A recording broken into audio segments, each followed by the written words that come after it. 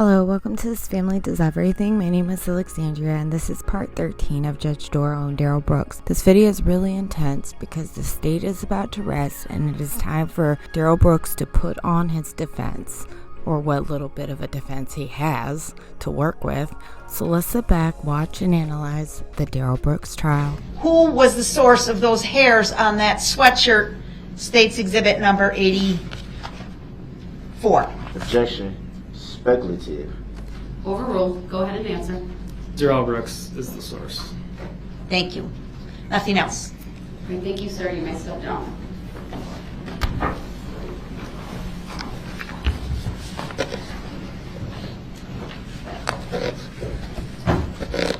As much as I would love to have another witness, we're trying to break for the night because it is 5:49.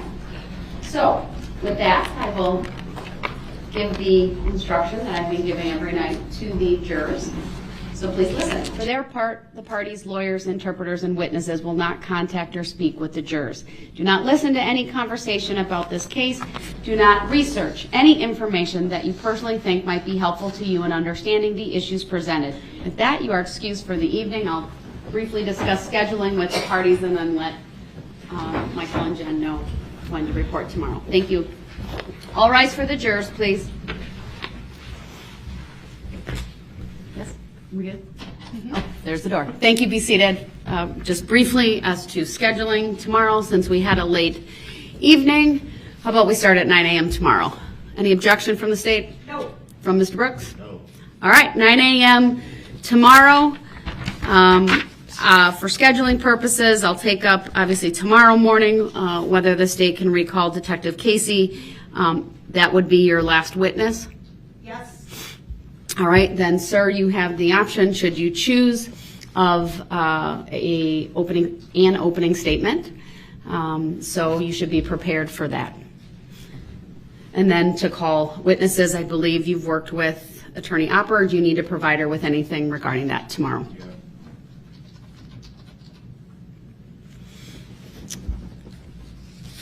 All right, anything else from the state? No. Any- I don't have anything at this time, Your Honor. If you excuse us, then I'll make sure I get that paperwork from Mr. Brooks or the defendant, and we'll be ready to go. All right, anything else from you, sir? Oh, yeah, we're starting at 8:30, right? Or are we starting at 9 as well? We're starting at 9. Okay. Then Ms. Basie corrected me because we have to discuss Attorney Casey's testimony, but we also anticipate we'll have a motion in the morning, or I can tell you what it is right now, but I know the hour's getting late. I mean, if you think it's going to take some time, then I'll have the jurors come at 9, but I want to be mindful. I know, Mr. Brooks, we all had a long day. I'll do 8:45, but I'm not going to do any earlier than that. I think that's fair, Your Honor. It's a motion to conform the information to fit the evidence. Oh, all right, I'll take that up. We'll have it in writing for Mr. Brooks in the morning, Your Honor. Okay, that'll be great. All right. Anything else from you, sir? No, I redid the. It's not the exact order that I'm gonna call the witnesses, but it's pretty much Who you want, like each time block, morning or afternoon? exactly. You'll be ready to it's go just tomorrow? not an exact order like I'm gonna call this person.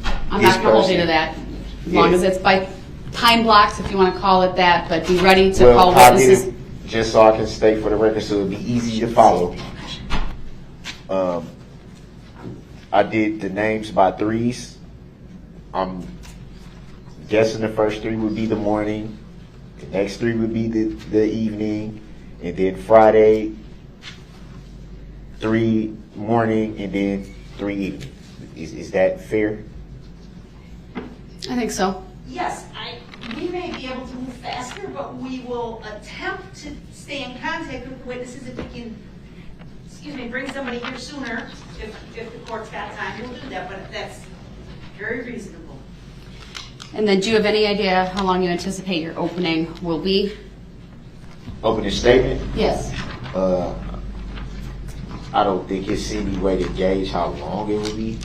Just be mindful, sir, it's not the time to make argument, opening statements, as I like to call them, and what the jury instruction references, it's the roadmap.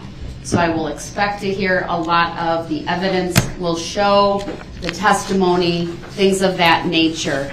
If it turns into argument, that's what happens at the close of the case. What do you mean by argument? If you're trying to argue the evidence and what it means. No, I'm not trying to argue. But this will be what, basically to lay out what the defense, what I would expect is for you to lay out what the defense or defenses that you believe you'll be presenting evidence about will be. To kind of, again, give the jury a roadmap, an idea of what to expect as your witnesses come forward. And then at some point, I don't know whether you will make a decision to testify or not, but we do have to have a conversation on the record about that.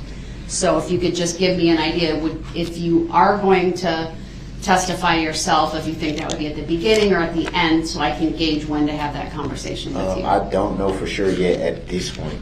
Fair enough. So at some point I'll have that conversation with you though. All right, we'll see everyone at 8:45 tomorrow. Thank you everyone. They are in recess. Oh yeah, I'm sorry.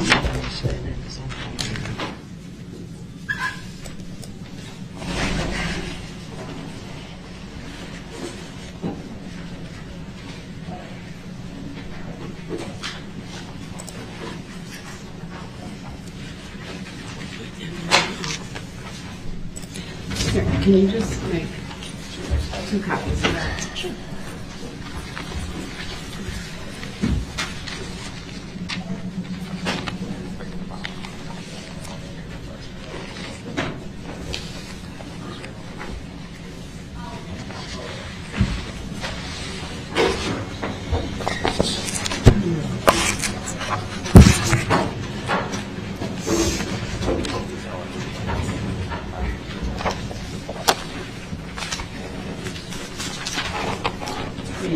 And then 1 to each.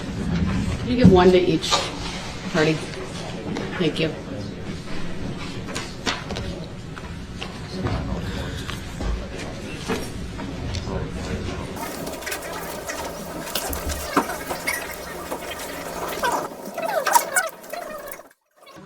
I was going to call the case. Okay. Do you need something to talk to him for a second? Yes. Go ahead. You can turn the audio off for a second. Sir, good morning.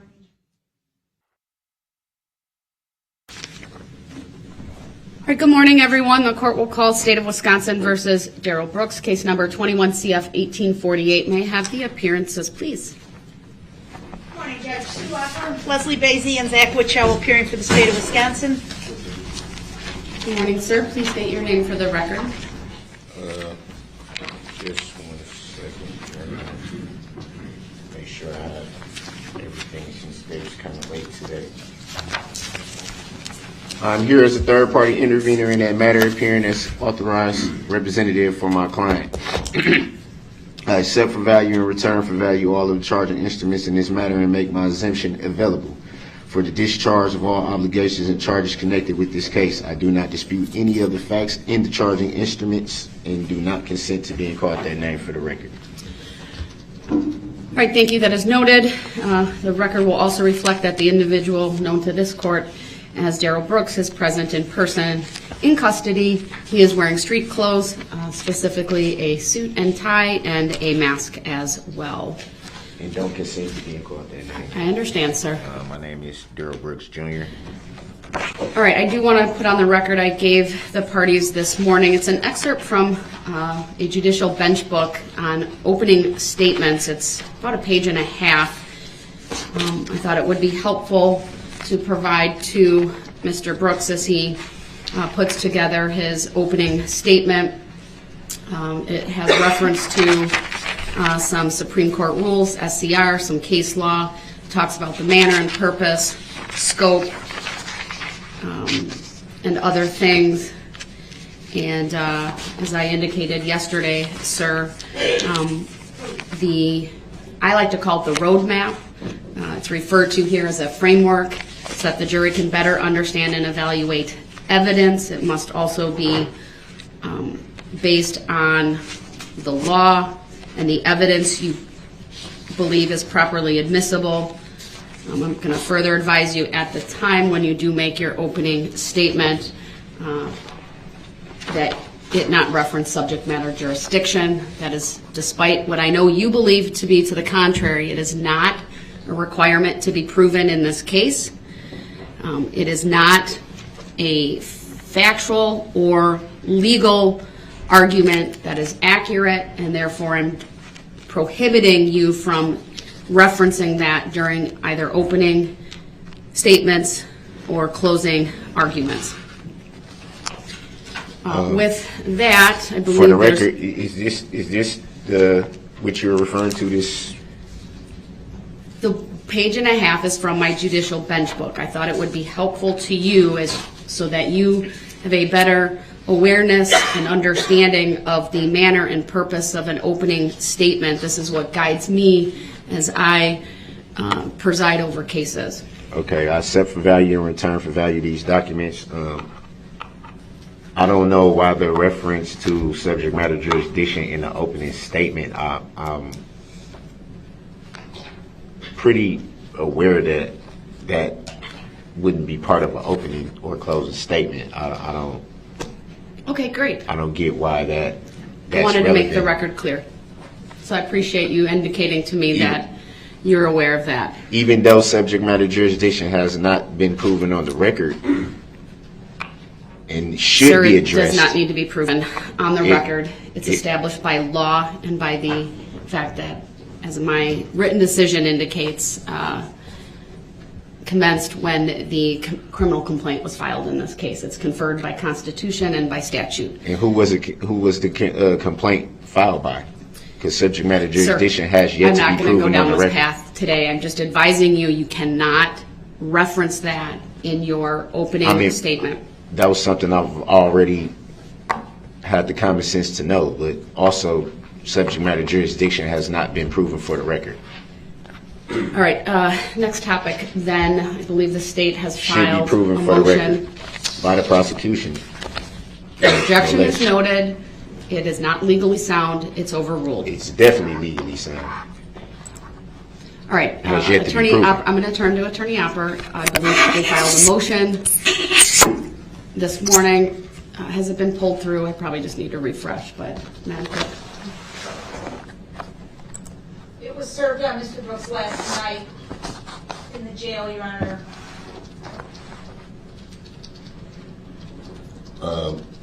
All right, go I ahead. didn't- You can make.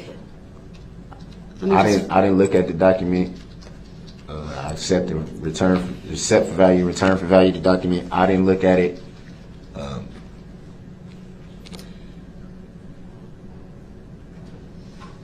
So I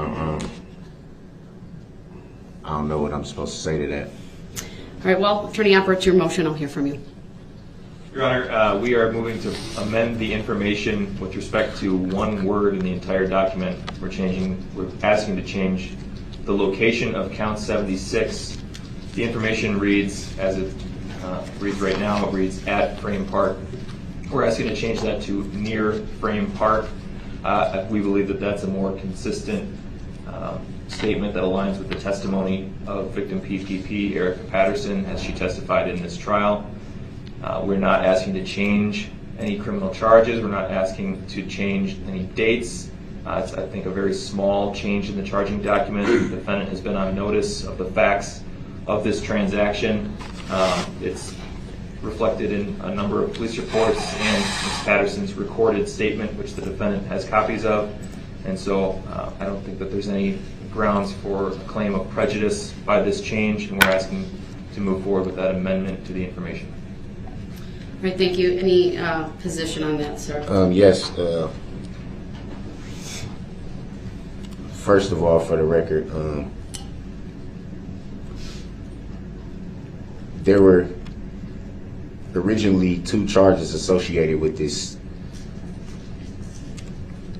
one party, and these charges have been charged for the better part of a year. I feel that if there was essentially one word that needed to be changed, it's been more than ample time for it to be changed. Even after one of the charges was dismissed, it could have been, that topic could have been visited at that time for it to change. I don't think changing one word at this point really has any bearing on the testimony or the actual charge. I don't understand why a motion needs to be heard about one word is I think kind of at this point kind of a moot point. It's been charged like this for a year basically. The language hasn't ever been referenced to being changed before yesterday. So what is the significance of this now at this point? Thank you, sir. Court is guided by Section 971.29 sub 2 of the Wisconsin statutes, which provides at the trial the court may allow amendment of the complaint, indictment, or information to conform to the proof where such amendment is not prejudicial to the defendant. Case law states that when an amendment to the charging document does not change the crime charged, and when the alleged offense is the same and the results from the same transaction, there is no prejudice to the defendant. State versus Wickstrom, 118 Wisconsin 2nd, 339, found at page 348. It's a Court of Appeals case from 1984. And also, I point the parties to State versus Durango, 229 Wisconsin 2nd, 1, and State versus Gerard, 189 Wisconsin 2nd, 505. The first of those two cases is a Court of Appeals case from 1999, and then the second of those references from the Supreme Court from 1995. I also point the parties to State versus Frey, 178 Wisconsin 2nd, 729, a Court of Appeals case from 1993. As far as whether this is a moot issue or not, I'll find that it is ripe for determination by this court to hear this motion, and that is because the jury ultimately will be instructed similarly to what the jurors were instructed at the beginning of the case. The charges are read. Those are based off of the information.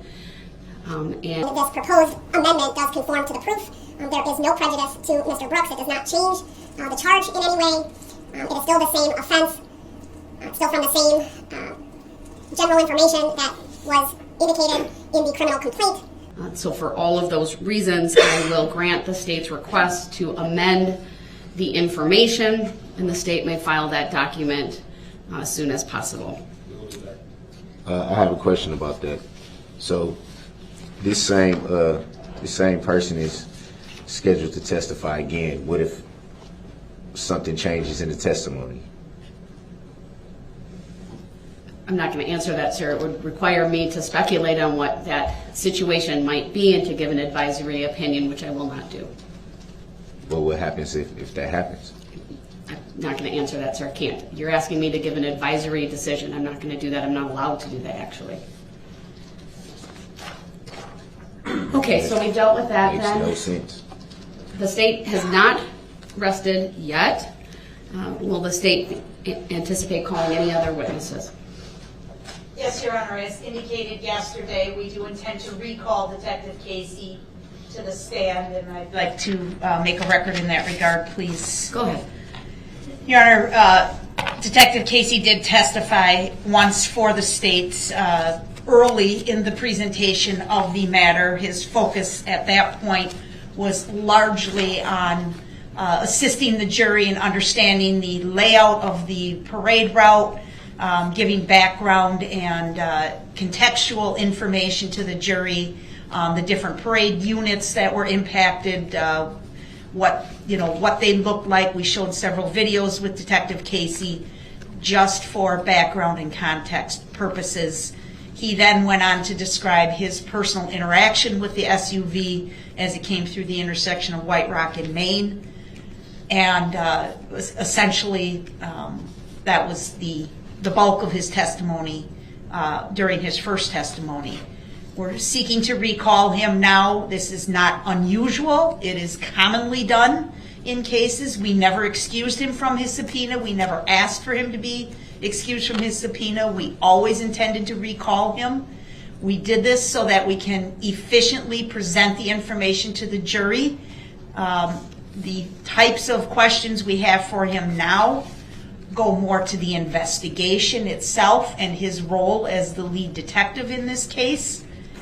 There will not be duplication or repetitive questions. I'm not going back to the corner of White Rock and Main with Detective Casey during this round of testimony.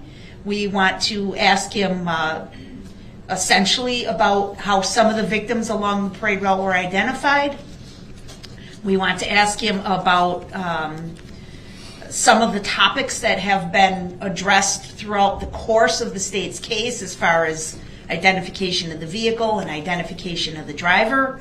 And we need to still introduce the certified bail forms from Milwaukee County for the 2 bail jumping counts.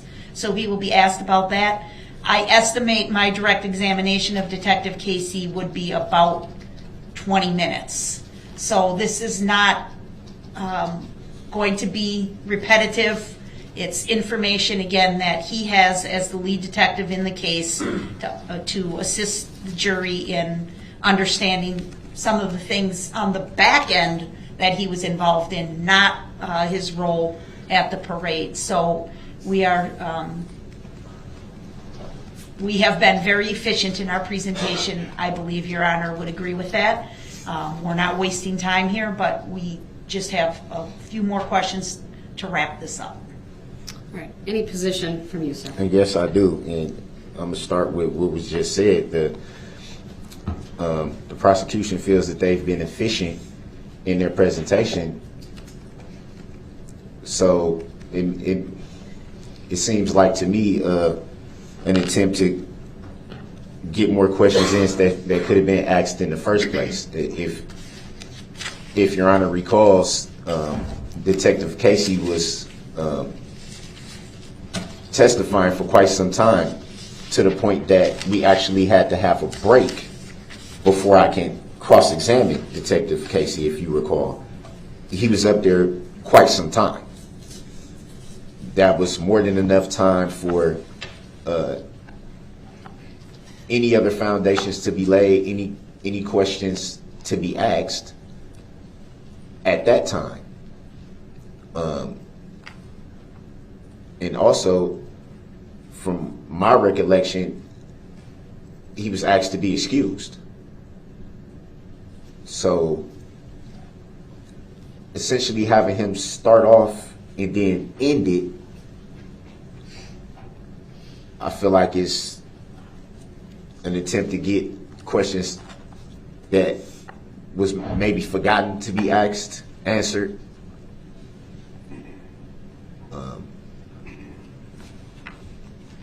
And essentially what more could be gained by a second testimony from Detective Casey?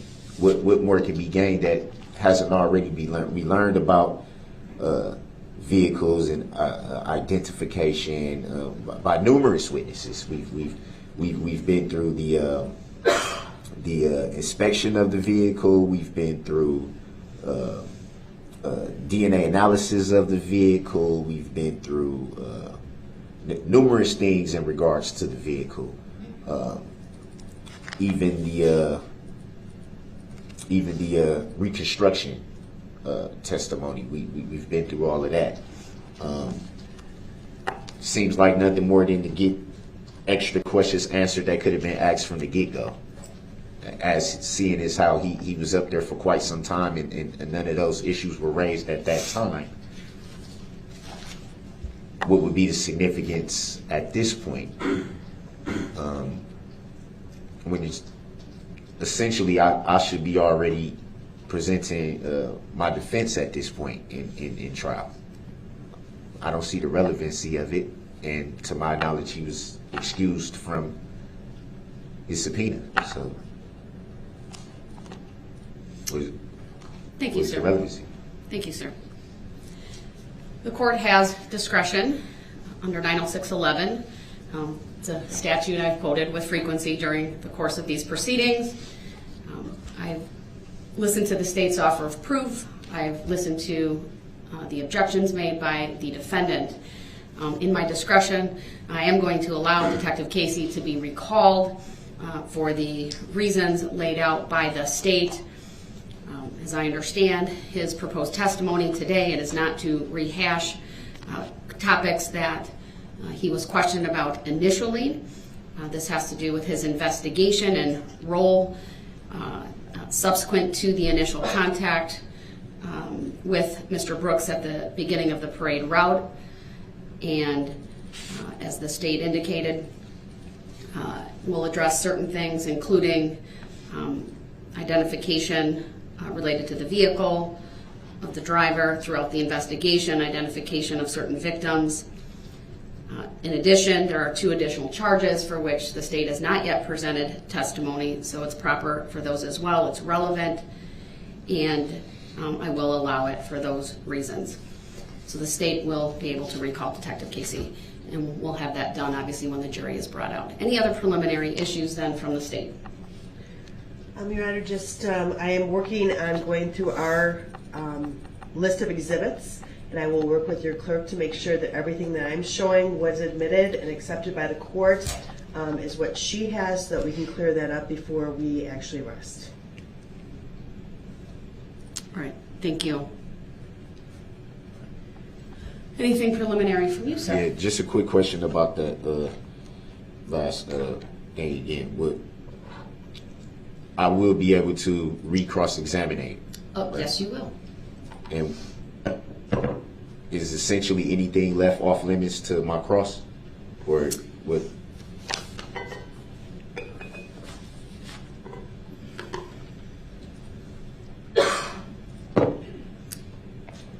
I may limit, depending on where we go, if the questions deal with what he testified to previously. It's primarily to cross-examine based on the new testimony. However, 90611 also says this: a witness may be cross-examined on any matter relevant to any issue in the case, including credibility. It does say in the interest of justice, the judge may limit cross-examination with respect to matters not testified to on direct. So I'll give you some leeway, and I'll trust the state will make appropriate objections, and I'll rule on them if and when they're made. Because I'm not intending to go too much back into the previous testimony, but I think it made a few points from the earlier testimony may come into play, and I just wanted to make sure. I think that's fair. That wouldn't be a problem. I think that's fair, sir. Also, really quick, I did look over some information provided by the prosecution as far as the pretrial offer that I did not have knowledge of until, I don't know if that was today, Thursday. I don't know if that was Monday or Friday or Monday, one of those days. I've put together, started to, I won't say it's completed, that wouldn't be fair to say. I've put together, or started to put together a counter offer, so I just wanted to advise the court that I was putting that together. All right, thank you, sir. If and when you do provide that to the state, please let me know so we can make a record of that. All right, anything else? If not, then we'll have the jury brought out. We do have one last large map here, Your Honor, I'm going to ask to put up and face backwards like we did the other day. All right, go ahead since the jury's not here.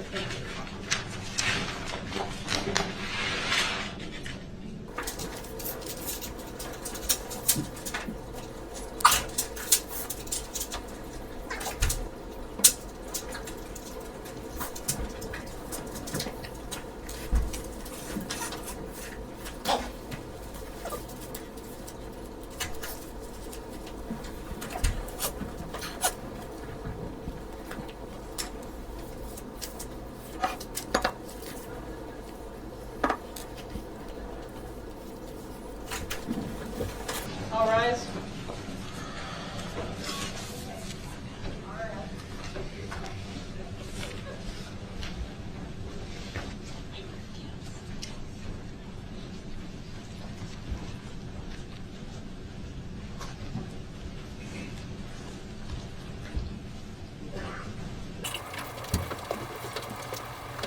Thank you, everyone. Please be seated, and good morning, ladies and gentlemen of the jury. I know it's a little chilly in here. I'm not sure if that will change now that we're all in here.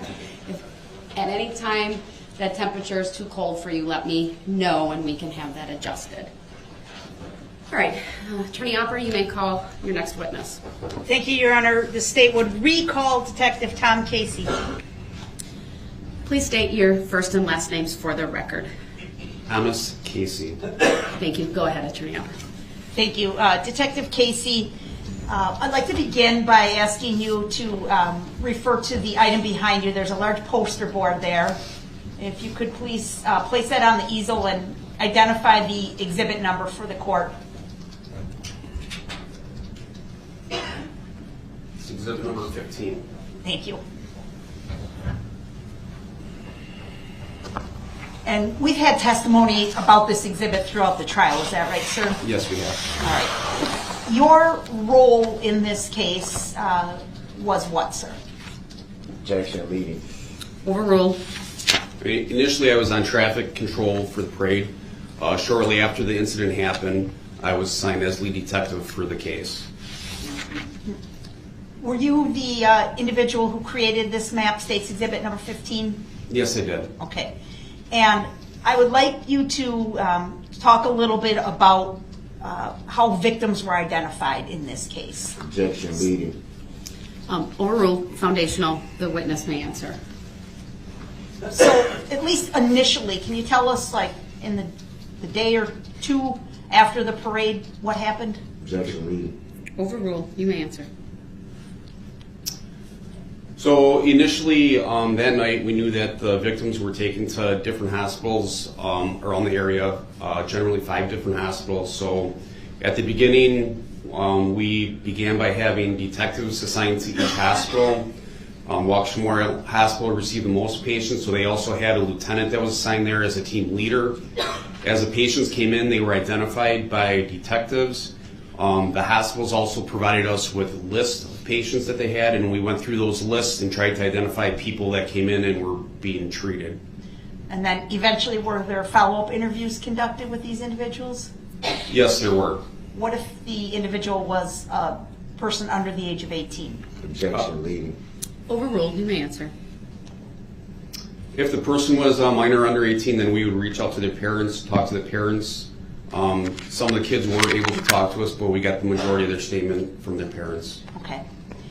And do you believe that the names on Exhibit 15 truly reflect all the injured victims that you were able to identify in the course of this investigation, sir? Objection, speculative. No, I do not. Hold on. There's been an objection. It's overruled, and the witness will repeat his answer. No, I do not. Can you explain that? Objection, leading. Overruled. Just because of the scope of the investigation, we had so many people that were hurt, we had to come up with some kind of parameters to limit the people that we would call victims. One of those parameters is that they had to receive treatment at a hospital. Another one is that they had to be in the street when their injuries occurred. So there are some people that were injured, maybe on the sidewalk, trampled by the crowd, or received injuries that they didn't get hospital care from. You know, and unfortunately, I learned later on there was even a person that was in the band that somehow we missed her being reported that she received a broken leg. So there are some that are not on the map, but all the people that have been charged are on the map. So you mentioned people on the sidewalk. We did have some spectators testify in the trial, correct? Objection, leading. Overruled. Foundational. Correct, but they were more in the roadway or on the curb, not on the sidewalk, or not running away from the incident when it happened. I see. So was, in your mind, when you were leading this investigation, trying to identify victims, what was the importance of the SUV in the injuries that were caused? Objection, leading. Sustained as to the form of the question. Please rephrase.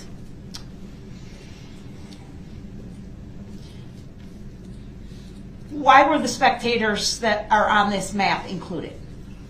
Because they were directly contacted by the SUV that came down the street. If a person were injured because they were trampled by the crowd, are they on this map? We exclude speculative. Overruled. The detective may answer. those people were excluded from the map. There were some people like that, right? Yes, there were. Okay. Please make Sorry. sure. Thank you.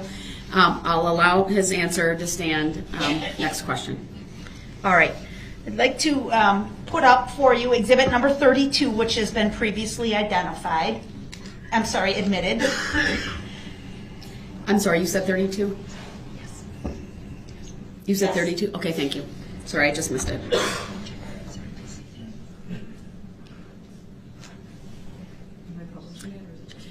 Just to the witness or published, because it's been received. Yes, we are going to publish this, Your Honor. Go ahead. But I- Permission granted. Okay, thank you. And while we're waiting for it to come up in the jury box, I don't have it on my screen. It may take a second. Hold on. If it's not, let's check the cables. We don't have it Yeah. either. I can see it. The witness can see it. Go out it. Thank you for letting us know, sir. And just the we'll- front tables, the back tables on, Your Honor. hold on. I'm going to stop source for a second.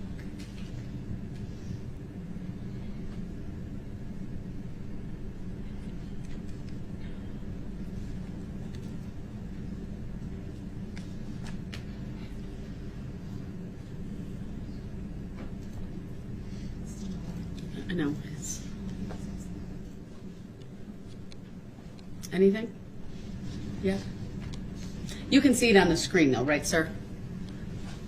On the, there's screen, obviously, on the far side of the courtroom and then to your right. It's always better on here because I understand. We'll get our tech guy over here to look at it, but it's previously been received and we can see it on the two other monitors. So for now, we're going to continue. If there's anything new, I'll make sure to pause. Go ahead. Detective Casey, I want to focus your attention specifically as to the extreme dance team.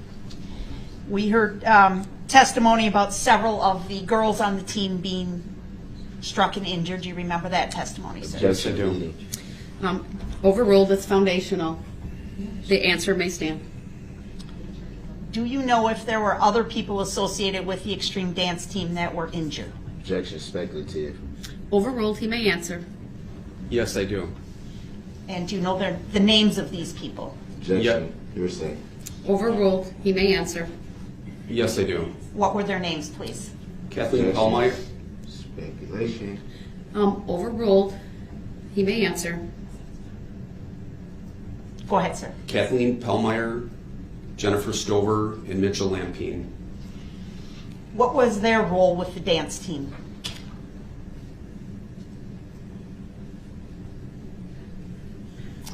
Go ahead. Jennifer and Kathleen were support people. Jennifer's daughter was marching the parade.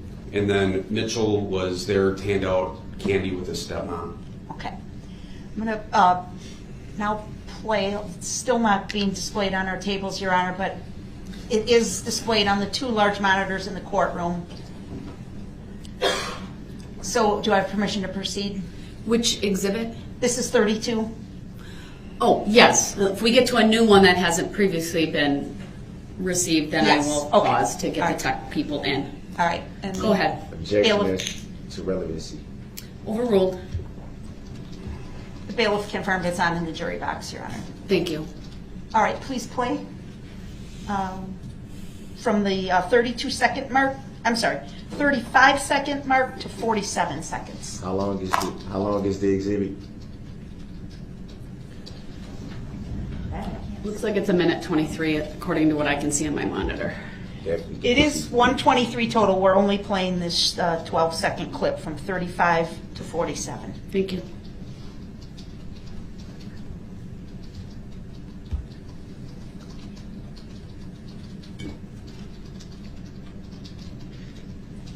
And please pause. Do you see any of the individuals you were just testifying about enter the screen, sir? Objection speculative.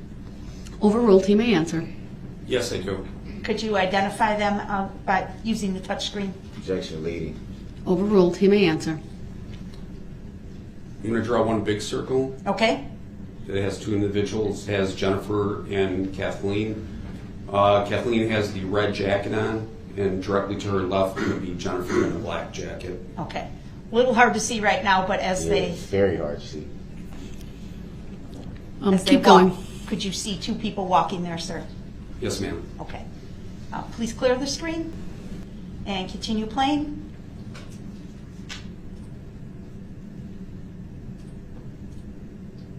And pause.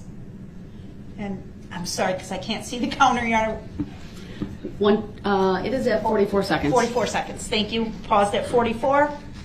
Do you see anybody else that you just testified to in the video at this point, sir? Objection, speculation. Overruled. You may answer. Yes, I do. And who is that? Lee. Mitchell. Objection. Overruled. Mitchell Lampine. Please circle Mitchell.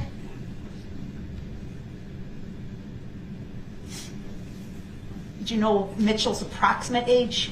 Objection, speculative. Overruled. I believe he's about 10. Okay. All right, we can take down 32. Did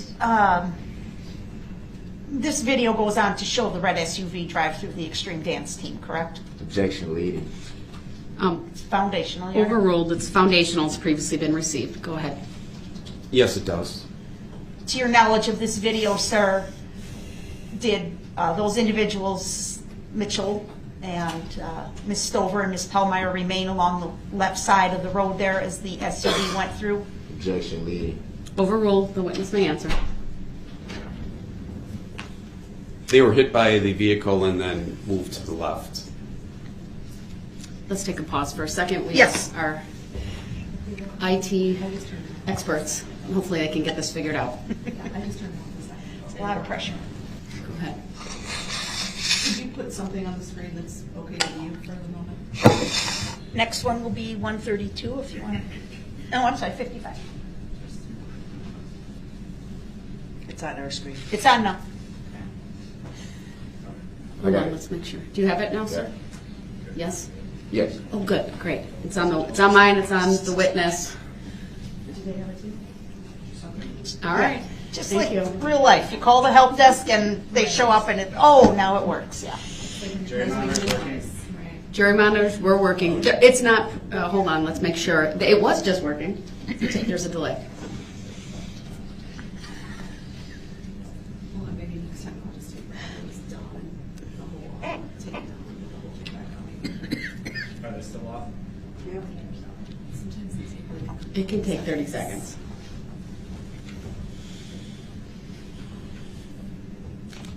What exhibit is this one?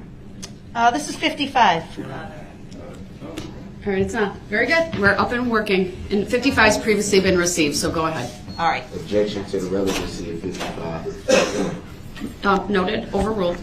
Go ahead, Attorney Opera.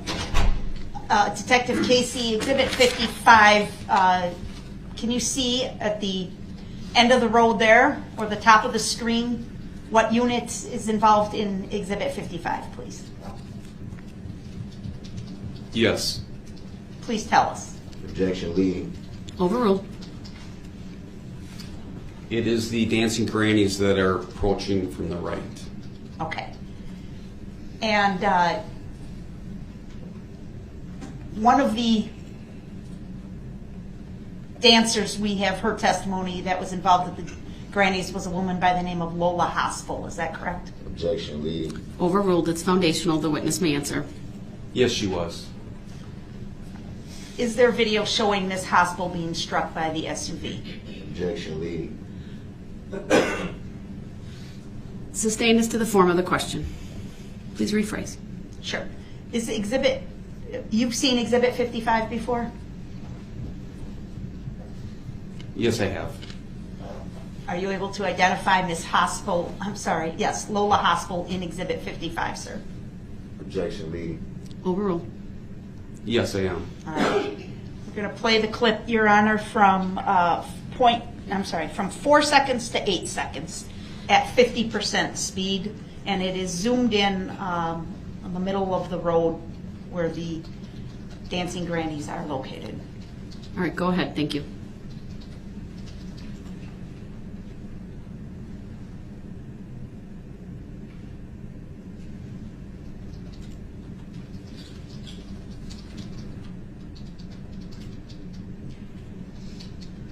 Please describe what you just saw in the video, sir.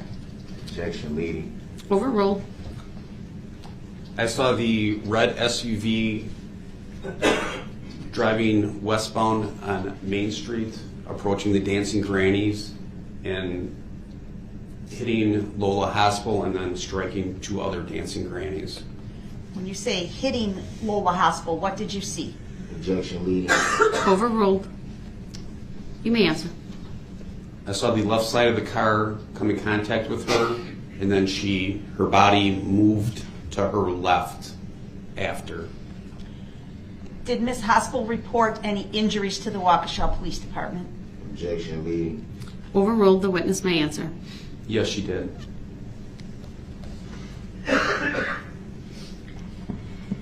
All right, sir. I'd like to now ask that Exhibit 118 be published for the jury. This has previously been admitted. Permission granted.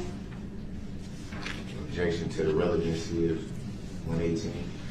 It's previously been received. Go ahead. Sir, do you recognize the item shown in Exhibit 118? Yes, I do. And in addition to the photograph, have you had an opportunity to examine that item or items Objection leading. personally? Overruled. The witness may answer. Yes, I have. And Mr. Johnson from the crime lab testified about these items yesterday, but I'd like you to tell the jury what you remember of these items, please. Objection leading. The form of the first part of the question. Overruled. The witness may answer. So this is the red SUV that was used in the parade attack. This is a picture of it taken after. I remember a hood from a white jacket and a hat, a black hat with snowflakes on it, being pressed in between the hood and the windshield wiper of the vehicle. Objection to it being called an attack. I think that's a disparaging remark for the record. Your objection is noted, and the answer will stand. I will instruct the witness to simply describe what he is seeing without further characterizing it, as it will be up to the jury to determine the facts in this case. Go ahead. Thank you. When you saw these items on the hood of the red SUV, did you later come to recognize where they may have come from? Objection leading. Overruled. The witness may answer.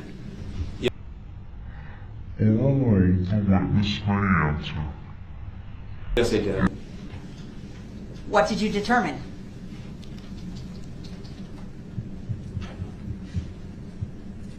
I determined that they were the jacket, hood, and hat that Virginia Sorensen was wearing while she was walking in the parade. Like to display to the witness only, please, Exhibit 177.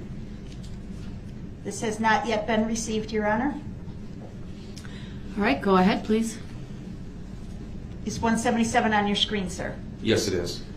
And what do you see in Exhibit 177? Objection leading. Overruled. I see 2 dancing grannies carrying a Milwaukee Dancing Granny sign, and the woman on the left is Virginia Sorensen, and she's wearing a black hat with snowflakes, wearing a white jacket with a hood on it. Move to admit 177 and permission to publish, Your Honor. Objection to the relevancy. The objection is overruled. Exhibit 177 is received. Permission to publish is granted. Said 177? 177, yes.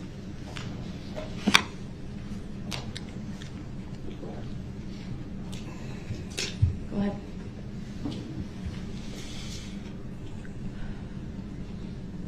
And if the jurors will let me know when it's in the jury box as well. All right, thank you. It's there. And again, just so we're clear on the record, please circle Virginia Sorensen and the hat in this picture. Objection leading. Overruled.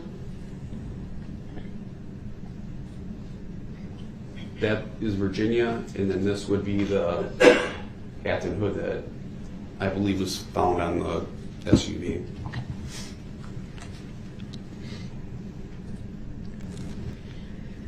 Detective Casey, there were many videos that have been shown to this jury, correct? Objection. Leading. It's foundational, Your Honor. Overruled. The witness may answer. Yes, there has been.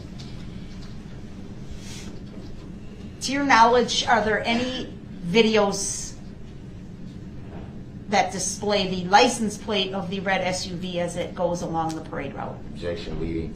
Overruled. Yes, there are.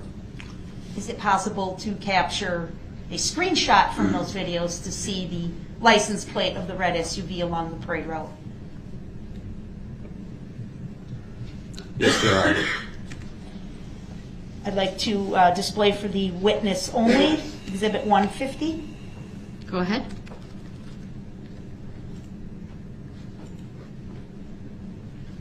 Is 150 on your screen, Detective? Not yet. Okay,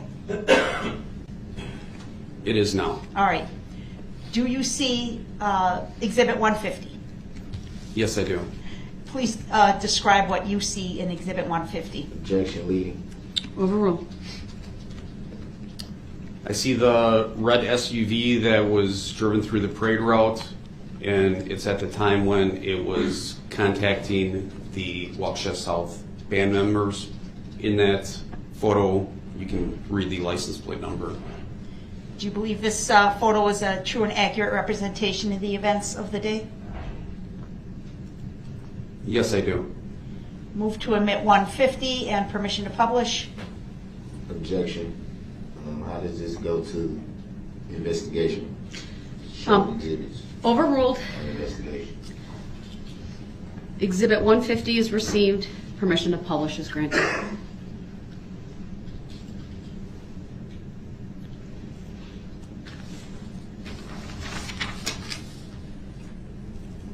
The image is a little blurry, correct? A tad. Can you please point out the license plates in the photo and read it for the jury? Is it okay if I circle it? Yes. Overruled. You may do so. That is the license plate number, and I read ADP 9256. All right. Now I'd like to show to the witness only number 150, please. Go ahead. Please describe 151. Oh, please clear the screen, Madam Clerk.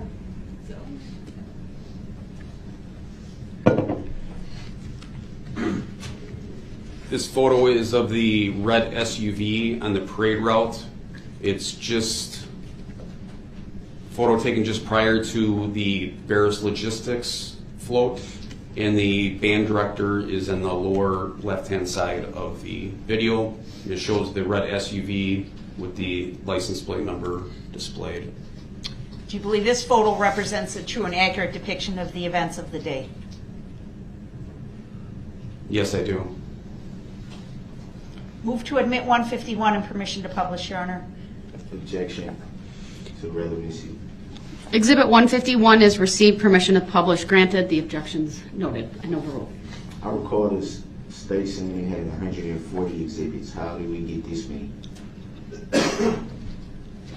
Keep going, Attorney Younger. Detective, please describe what you see in 151. I think you did describe it. Strike that. Please circle the license plate and read it for the jury. Objection. Leading. Overruled.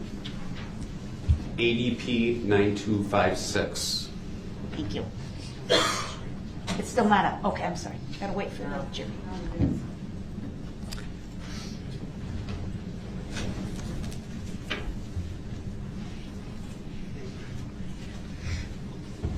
Go ahead.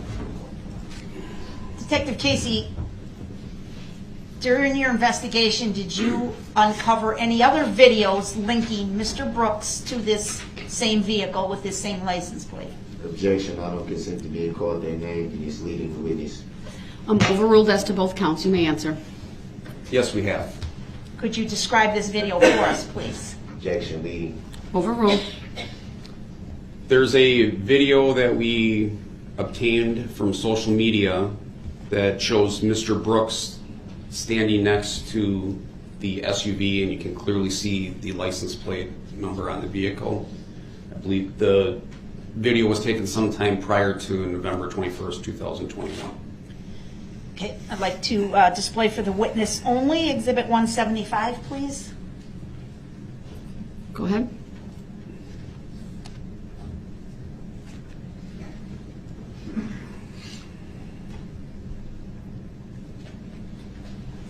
Please identify 175. This is Relevancy. Overruled. You may answer. This is a photo. There's two individuals in the photo. The individual on the left, I know to be the person referred to as Darrell Brooks. It displays a vehicle, a red Ford, and it has the license plate number, which is displayed in the photo. What is the source of this photo? Objection leading. Overruled. The witness may answer. We obtained it through social media. Okay. I mean, this is a photo versus a video. This is the photo taken from Hold a on. video. I understand the objection. It's sustained. It's foundational. This particular question, the witness may answer. Go ahead. This is Overruled or sustain? Overruled. You said sustain. What did I say? Yes, you did. Sorry. I meant it's overruled. The witness may answer. Sorry. I'm taking notes. I was writing the word source, and I think that's why I did that. In any event, go ahead and answer. Sorry about that for any confusion I may have caused. This is a screenshot taken from a video. Move to admit 175 and permission to publish, Your Honor. Objection to that. What's the relevancy? I don't see the alleged defendant in here. Your objection is noted. It is overruled, and Exhibit 175 is received. Permission to publish is granted.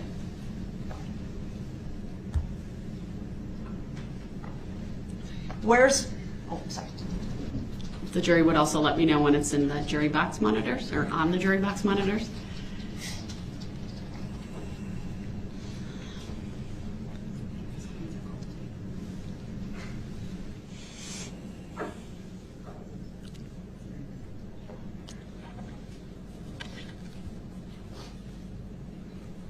All right, go ahead.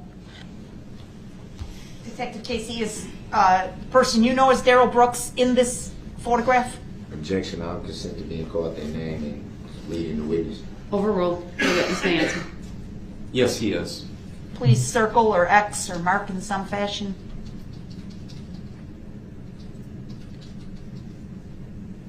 How do you know that's Darrell Brooks there? His back is to us. Objection leading. Overruled. I've watched the video in its entirety, and I've seen his face video.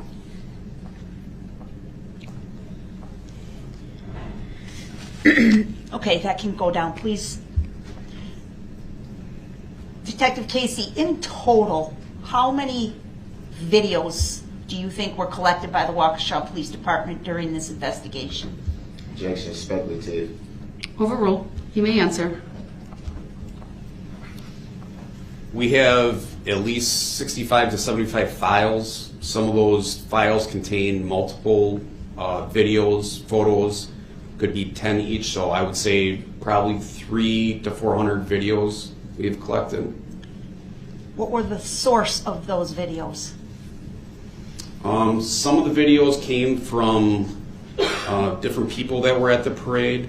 Some of them are from city-owned cameras, and some of them are from fixed surveillance systems from businesses that were in downtown Waukesha. Were all of the videos that were available shown to this jury? No, they were not. Objection leading. Overruled. You may answer. No, they were not. Have you personally observed and reviewed each of the video files available in this case, sir? Objection speculative. Overruled. You may answer. Yes, I have. To your knowledge, sir, did any video ever show a different person behind the driver's wheel of that red SUV? Objection leading. Overruled. The witness may answer. I have never seen anyone driving the vehicle besides the defendant. in any of the videos that I looked at. In any of the videos, were you ever able to see multiple people inside the vehicle? Objection is speculative. Overruled. The witness may answer. None of the videos that we have looked at showed anyone else in the vehicle.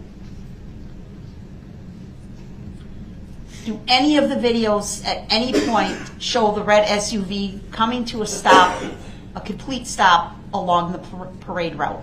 Objection leading is speculative. Overruled. The witness may answer. I've never seen a video that shows the vehicle slowing or stopping while it was on the parade route. Do any of the videos show the driver of the vehicle exit the vehicle to check on a person who had just been struck by the vehicle? Objection leading. Overruled. The witness may answer. I never observed in the videos the driver of the vehicle to stop and check or exit the vehicle on anyone.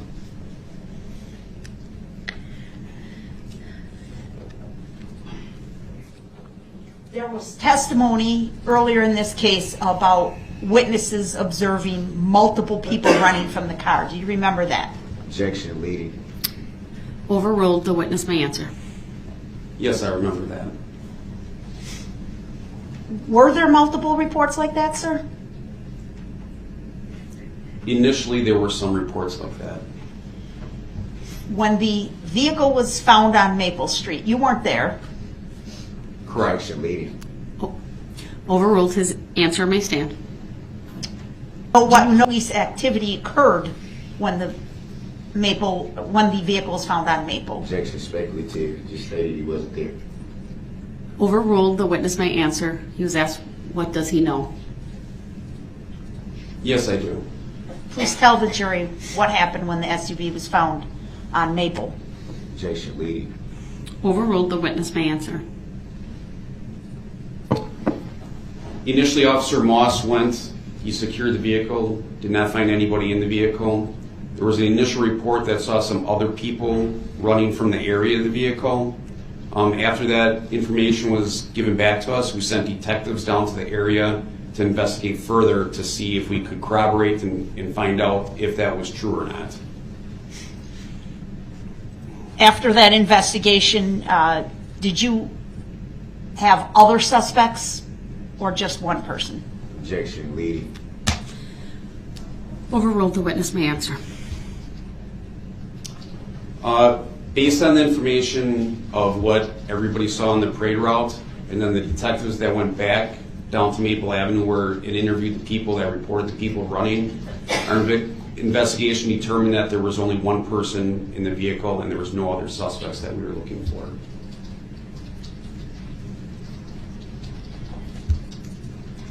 At some point in your investigation, Detective Casey, were you given a Ford key? Objection leading. Overruled. The witness may answer. Yes, I was. What was your understanding as to the source of that key?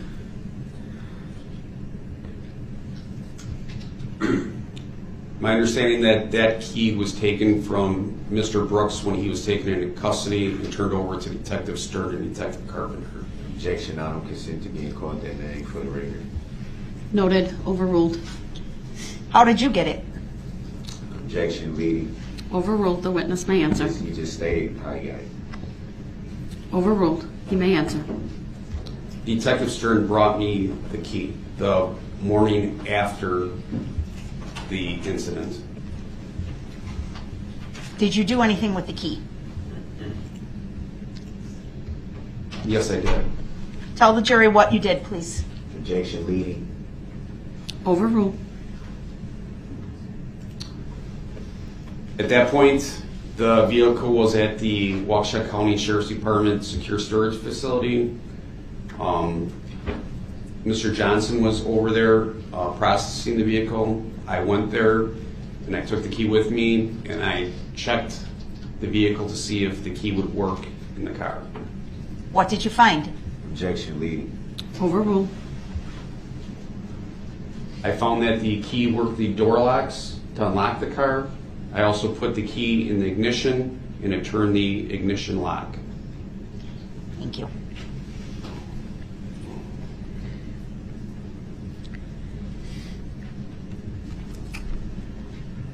Detective Casey, you've heard testimony about the manner in which the defendant was identified by the name of Darrell Brooks. Do you recall that testimony, sir? Objection, I don't consent to being called that name. He's leading. What is your name?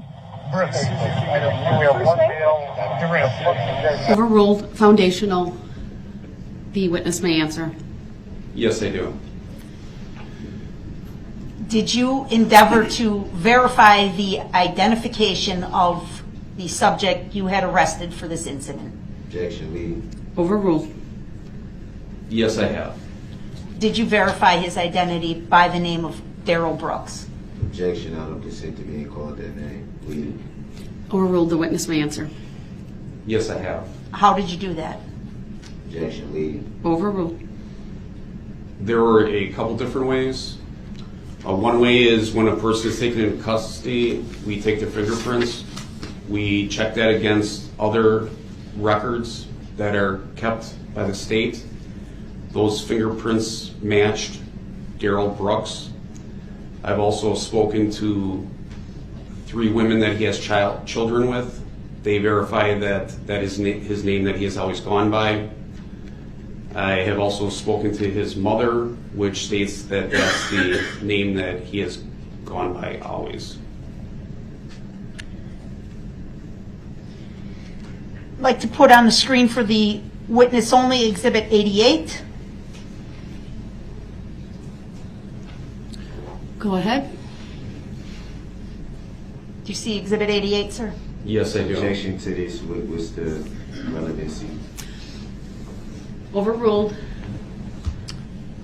Go ahead. Grounds for overrule. Relevant. In what way is it relevant?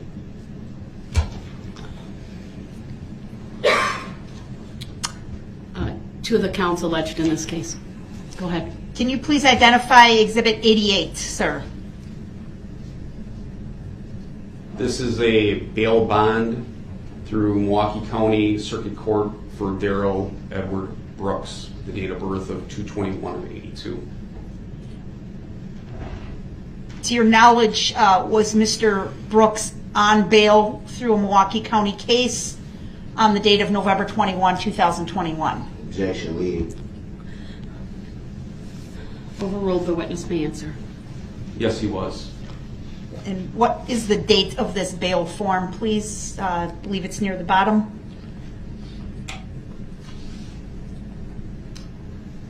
The date on the bottom Objection, is leading. Overruled. The witness may answer. 2/21/2021. Was Mr. We'll strike that. By classification, can you tell us the level of charges that Mr. Brooks was pending on for this bail? Objection. You've already made a ruling on it. Overruled. The witness may answer. All the charges that I see in here are felonies. To your knowledge, was this bail in full force and effect on November 21 of 2021, sir? Objection. Overruled. You may answer. Yes, it was. And in the middle of the form, do you see the conditions of bail that were set upon Mr. Brooks? Objection, leading. Overruled. Yes, I do. And I'm looking under paragraph B, the third bullet. Do you see that? Yes, I do. Could you please read that bail condition to the jury? Objection, leading. Overruled. The witness may answer. The state defendant shall not commit any crime. Thank you. Move to admit number 88, Your Honor. Objection. Exhibit 88 is received. I'd like to display for It was already the... speculated to. How's that coming into evidence? Overruled.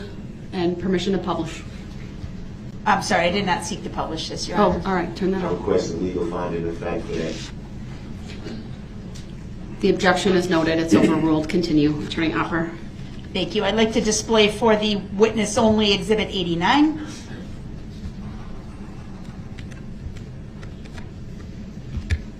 Go ahead. Sir, can you please identify 89? Objection. Overruled. Relevancy. Overruled. This is This has been stipulated to as well. How's it evidence? How's it being admitted? The objection's noted. It's overruled. The witness may answer. I request a legal finding of fact for that too, Your Honor. Noted. Overruled. Go ahead. This is a bail bond through Milwaukee County Circuit Court for Darrell Edward Brooks with the date of birth of 2/21 of 1982. Is this a different case than what was displayed in Exhibit 88? Objection leading. Overruled. Yes, it is. Are you able to make any observations about the level of charges related to this case, sir? Objection leading. Overruled. It appears that there's 4 charges, 2 of which are felonies. Okay. And on the bottom of the form, can you tell the date that this bail was issued? Objection leading. Overruled. Say it's 11/11 of 2021. The directing your attention again to that same location in the middle of the page under paragraph B, the 3rd bullet. Could you please read the conditions of release that were set by the court in that case? Objection leading. Overruled. The witness may answer. Defendant shall not commit any crime. To your knowledge, sir, was this bail in full force and effect on November 21 of 21? Objection speculative and leading. Overruled as to both. The witness may answer. Yes, it was. Finally, sir, I'd like to put up one last item for you, or 2 items. 1 second, please.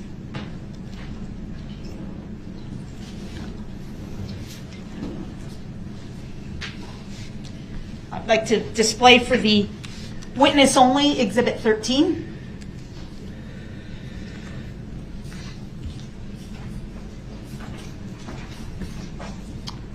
Objection. What's the relevancy of this? How does it say any foundation to testimony? I'll give the state some leeway to establish that. Go ahead. Thank you.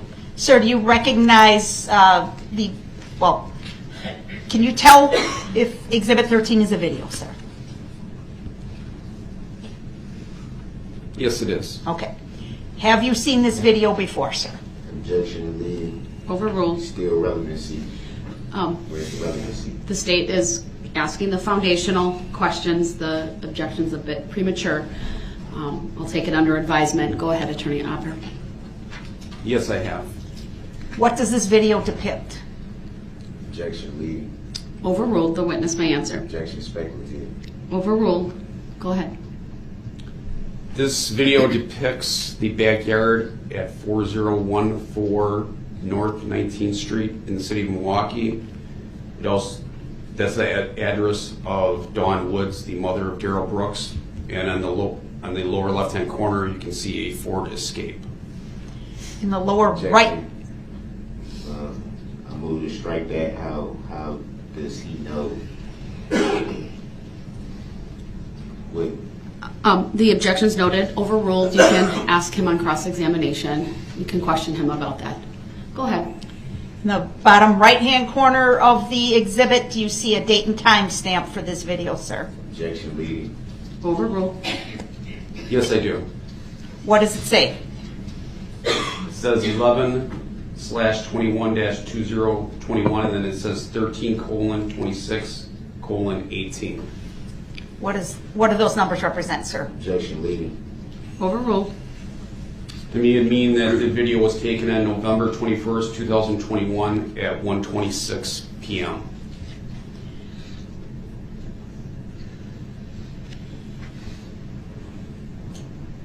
And do you believe this video is a true and accurate representation of the events of that afternoon at that location, sir? Objection speculative. Sustained. If you could lay a little more foundation. Sure. Please. How did you come into possession of this video, sir? The defendant's mother provided it to us. And do you know approximately when it was obtained? Objection, speculative. Overruled. The evening of November 21st, 2021. Do you know if the defendant's mother was cooperative with police in providing the video? Objection, relevancy. Overruled. The witness may answer. Yes, she was. Do you know if the video was provided to police when asked? Objection, leading. Overruled. Yes, it was. Do you have any reason to believe that the video was altered or modified in any way before it was provided to police?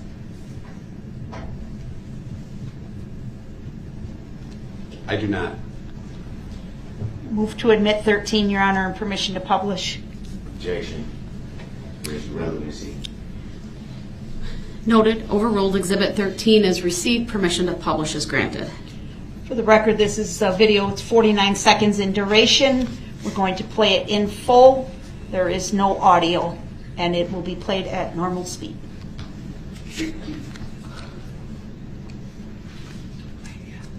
Oh, hang on. Don't play yet.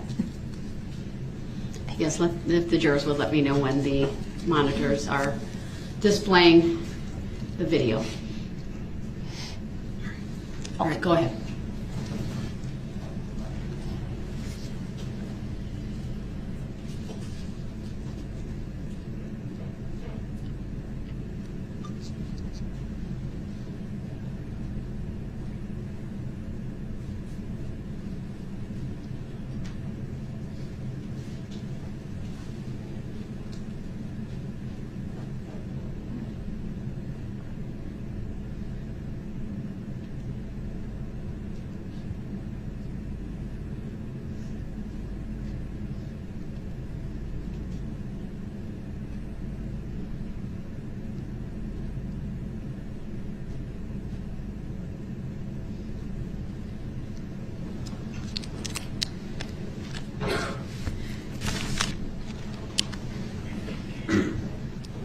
Detective Casey, were you able to see any emblem on the front grille of that vehicle as it drove away?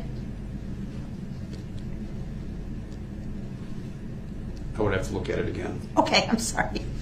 Let me ask you this. Did you see any damage to the front end of that vehicle as it drove away? Objection, leading. Overruled. I did not. Okay. I'm going to put up State's Exhibit 14 now, please. Go ahead. Just to the... Yeah, just to the witness only, please. Thank you.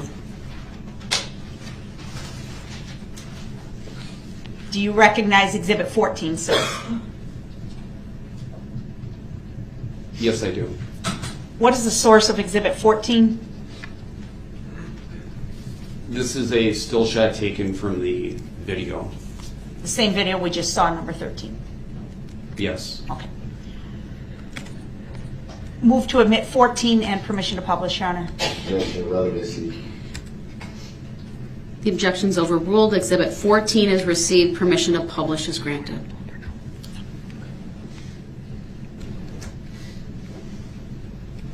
Sir, do you see Darrell Brooks in this photograph? Objection, I don't consent to being called that name again for the record. Noted. Overruled. Yes, I do. Can you identify or, describe the clothing items that you see him wearing in this photograph? Oh, it's not in the jury box yet. I'm sorry. You can state your objection, though. Leading. Overruled. The witness may answer. Mr. Brooks is wearing a red t-shirt, blue jeans, and he has blue colored flip-flops on with white socks. And what's the date and time stamp for this photograph, please? It's 11/21/2021 at 13:26:08 hours. And that's what time, sir? Objection, leading. On the 12-hour clock. Objection, leading. Overruled. That would be 1:26 p.m.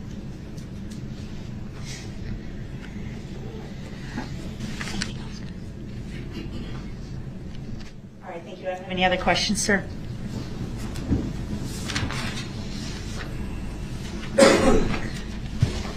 Lee Cross.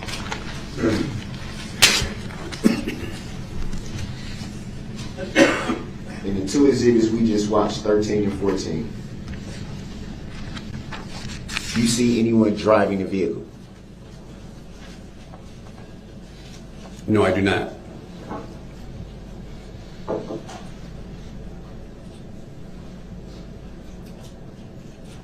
Do you know if anyone's in the vehicle at the time that you see it pull away? I would assume, based on my training experience, that when the vehicle pulled away, that there was someone inside the vehicle, because in order to move a vehicle, you have to manipulate the controls, the shifter, the brake, the accelerator. So my assumption is that someone is inside the vehicle doing that. That wasn't the question. Do you see anyone in the vehicle? I object, Your Honor, that was the question, and he's already asked and answered. The question is, anyone can be seen. The objections, not sure what the objection was, but the answer may stand. You can ask your next question. Let's go back to Exhibit 175. Can you pull that up for the witness? Would the state please pull that up? Witness only or published? Publish. Okay, thank you. Go ahead. Jurors, let me know when it's in the jury box as well.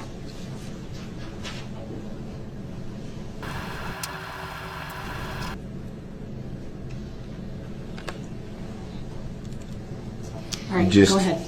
It's in the jury You box. just testified that this was the alleged defendant. How do you know that? Can you see a face? Which question are you asking? Those were two. Can you see the face on the circled individual in that exhibit? In this clip, I cannot see the face of the person that is circled. So how do you know who it is? I can tell who that is because I have watched this video in its entirety, and I can tell that it is you based on all of my contacts with you. So why were there not any other exhibits that can give credibility to you positively identifying the individual in this video? Objection, argumentative, Grounds. compound. Sustained as to the form of the question. Is it fair to say that this is the only exhibit photo from the video?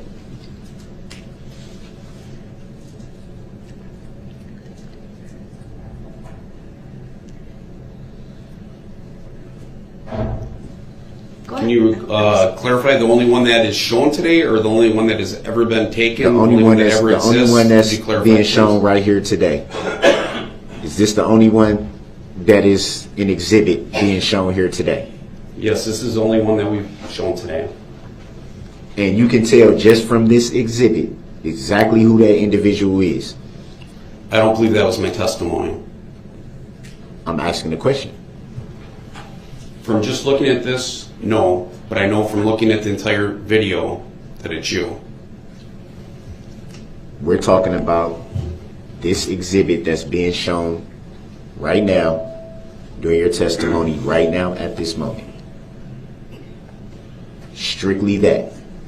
Could you ask your question, please? I'm going to object, asked, and answered. Sustained as to the form of the question as well. Would it be fair to say that from this exhibit 175 that they're looking at right now that you cannot tell who the circle individual is? Would that be fair to say? That would be fair to say. Can you clear the circle? Thank you, Madam Clerk. And do you recall what date you viewed this video, as you call it? I have viewed this video multiple times. I don't recall the specific dates that I've seen it.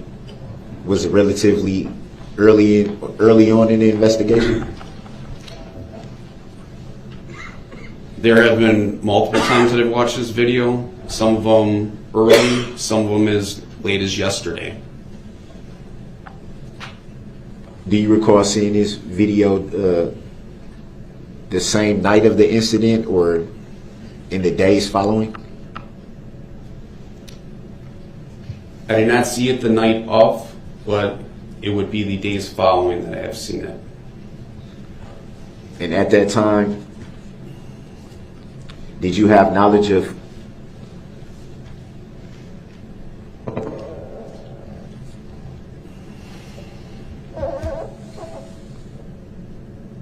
who that vehicle belonged to? Yes, I did. And did you have knowledge of the usage of that video? I mean, the usage of that vehicle? I'm not sure that I understand the question.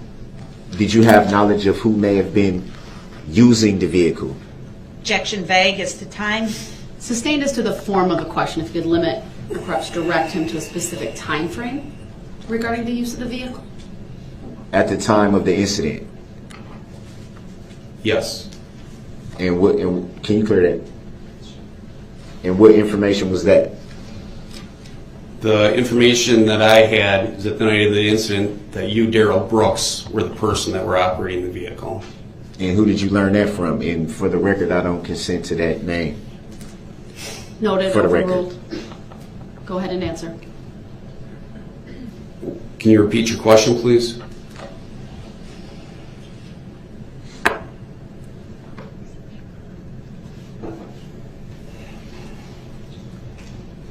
I'm gonna go another route on this. Are you done with the exhibit, sir? No, I'm not. So you're withdrawing your question? Yeah, I'm going another route. All right, thank you. You just testified to seeing the entire video that this steel frame exhibit came from, correct? I testified that this came from the entire video, correct? You said that you viewed the video in its entirety, correct? The entirety what we recovered from your social media account. I'm not sure if there is a longer version someplace, but... Did you see the video in its entirety? The video that this exhibit came from? Yes. And are these the only two individuals that you observed in that video? They are the only two that I recall seeing in the video. Did you ever inquire about the identity of this individual? No, I have not. Can you clear that circle? Thank you, Madam Clerk. Would it be fair to say that from looking strictly at the exhibit that we're viewing right now, that both of them have the same hairstyle? It would be fair to say. Can we clear the X's and clear the exhibit? Go ahead. Thank you.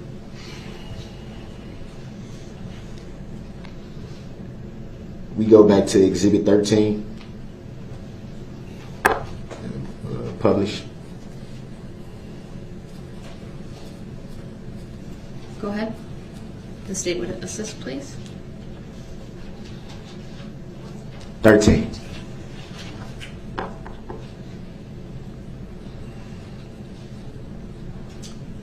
Can you play it?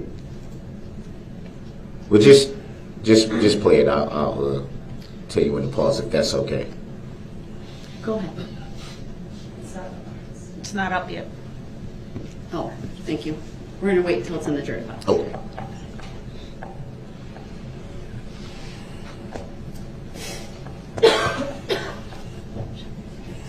Okay, go ahead. Thank you. Just as a reminder, it's 49 seconds long. I don't think I'm gonna need the. Well, I don't know. I might.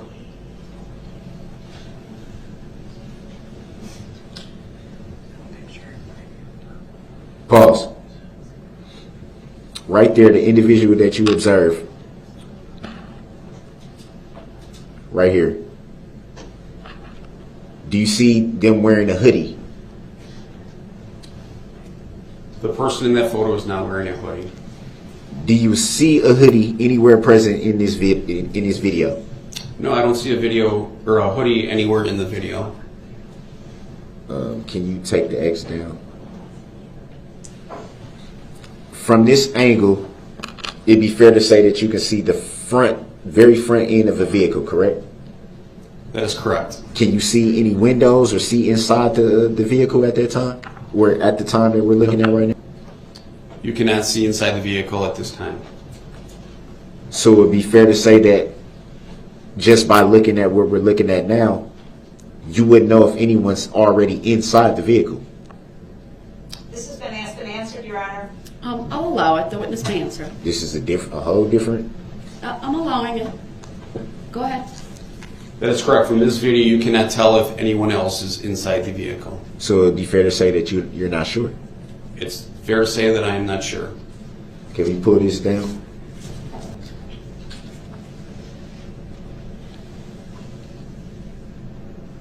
Whoa, wait. I'm sorry. Can you pull that back up for 1 second? Same exhibit. Same Go exhibit, ahead. 13. All right. The state would put that back Right. on display, It does- and there you go. Do Do you want any more of a plate or just the still? we waiting for the jury, or do they? It's up. No, we don't need it played. Do you need it to go to a certain point? Yes, All right. Do you know what point? I'm about to do it right now. Looking at this house right here, do you see an address posted anywhere on this house? In the photo that you circled, no. So it'd be fair to say that you don't know the address of this house. That is incorrect. You just said that you don't see an address posted anywhere in this house. So from the vehicle, strike that, not the vehicle. I'm still looking in the corner right here. From the video that we're viewing right now, do you see an address posted anywhere on this house? I do not see an address posted in this photo. So judging by this, well, actually it's a video, but judging by this video, how can you know the address of this house? Because I've been at this house before to talk with your mother. I've seen the address on the front of the house. Judging by this video. Hold on. You have to let him finish because that was not the question you asked. You asked him how he knew. He can answer. Go ahead, Detective Casey. I have been at this address before. I have spoken to your mother. I have been in the backyard of the residence. I've seen the address on the front of the house. I know this to be your mother's house. I recognize from this photo to be your mother's address at 4014 North 19th Street. You recognize the house or the address? Because we don't see an address in this video. I recognize this house to be that address from being there. And had you already been there, as you say, and talked to people, as you say, before you viewed this video?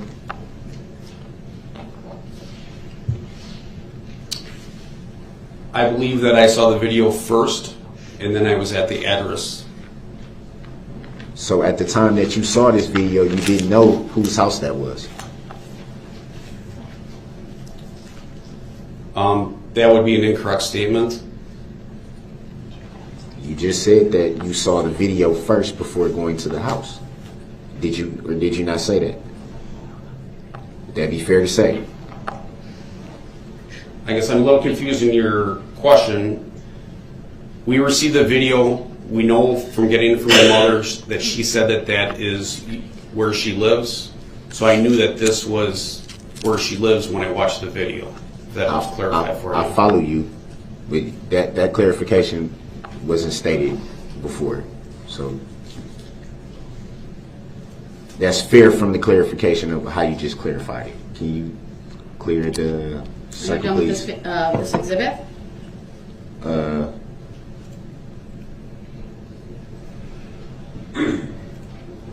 Yeah. All right. You take it down. Thank you.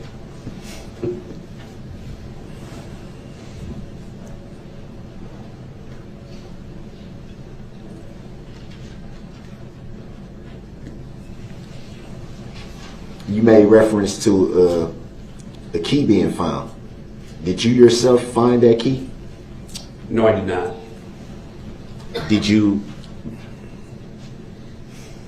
Were you at the scene where the key was found at the time it was found? No, I was not. So it'd be fair to say that you were told that a key was found? Yes, I was told that a key was found.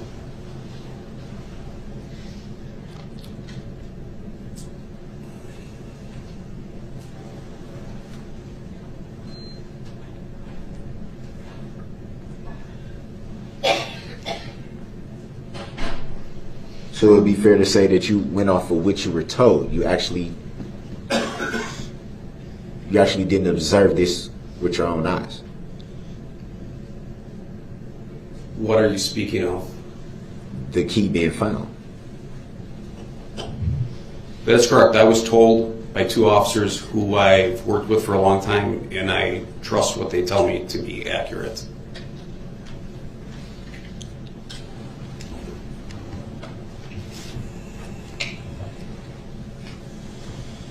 You made reference to there being a couple, was the word you used, a couple ways to identify individuals, and you stated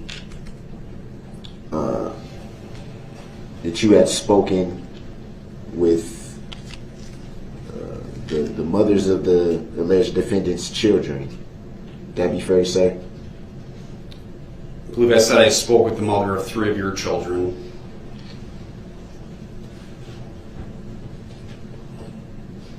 At that time, was the alleged defendant already in custody? Yes, he was. Wouldn't it have been easier to just use the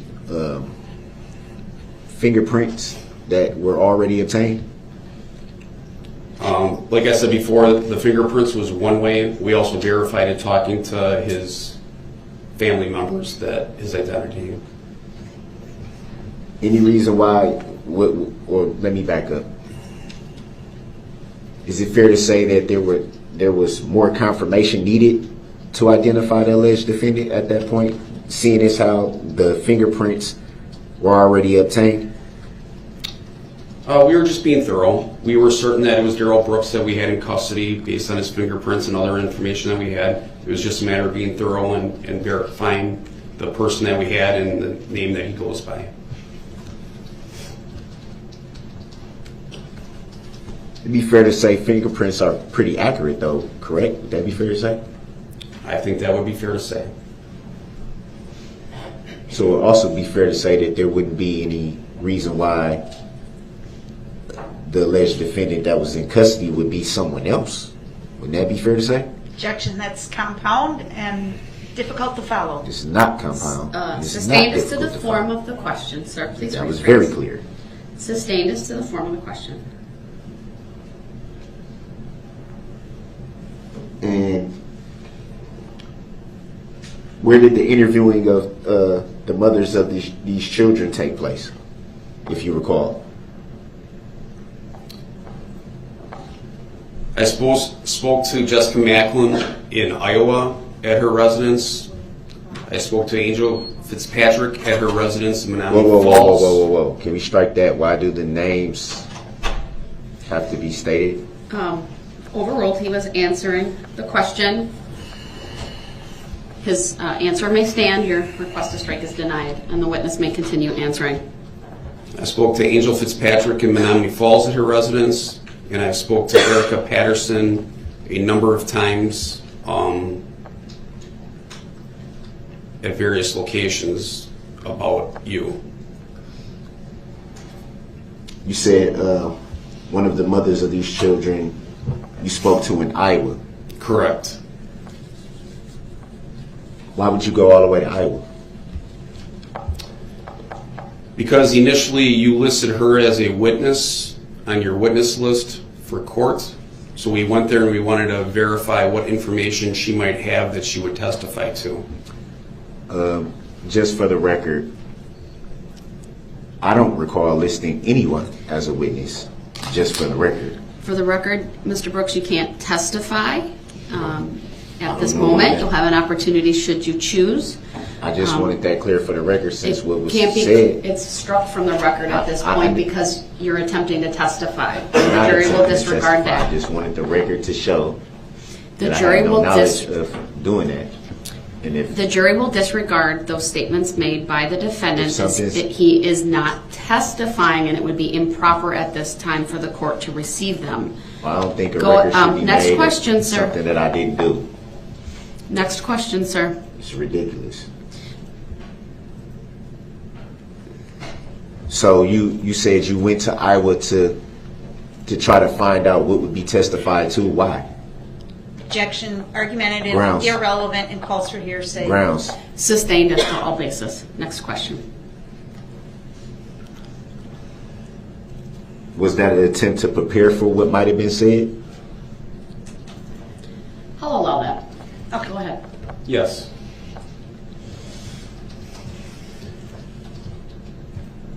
Why would there be preparation involved in someone who might testify on an alleged defendant's behalf? Objection, argumentative. Grounds. Overruled. I'll allow it. We went there to speak with her, so if she came and testified, there wouldn't be any surprises. We also wanted to find out if there's any background information that she had about Mr. Brooks that would be helpful in our investigation.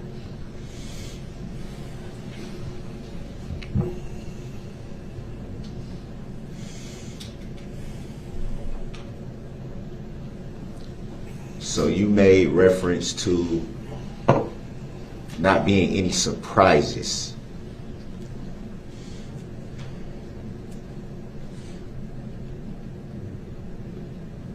Would it be fair to say that there was a little worry there? Objection, argumentative. Grounds. Sustained as to the form of the question. What surprises were you referring to? What do you mean by surprises? No surprises. Your Honor, I object to this entire line of questioning. This witness is not expected to testify. It's wholly irrelevant. Well, he opened the door by putting the name on the record and saying where he went. I will allow one more question on this. Go ahead. You may answer. Could you re-ask the question, please? What do you mean by making sure that there were no surprises? We wanted to make sure that there wasn't any information that we weren't aware of that may come up later that would be helpful in the trial.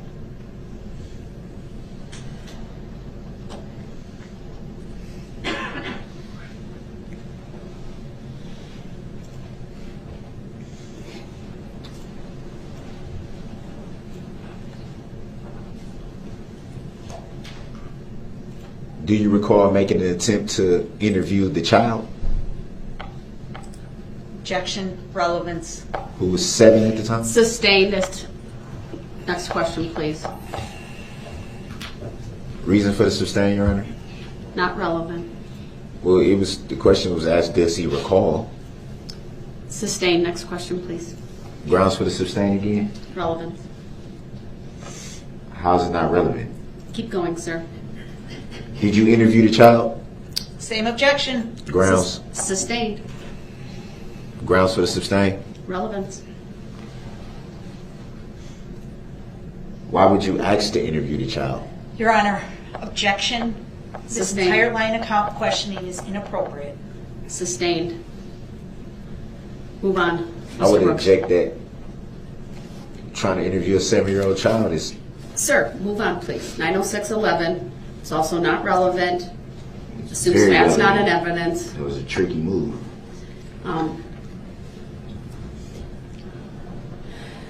You made reference to, in regards to Exhibit 88 and 89, which were documents from an entirely different county. Do you work for Milwaukee County? No, I do not.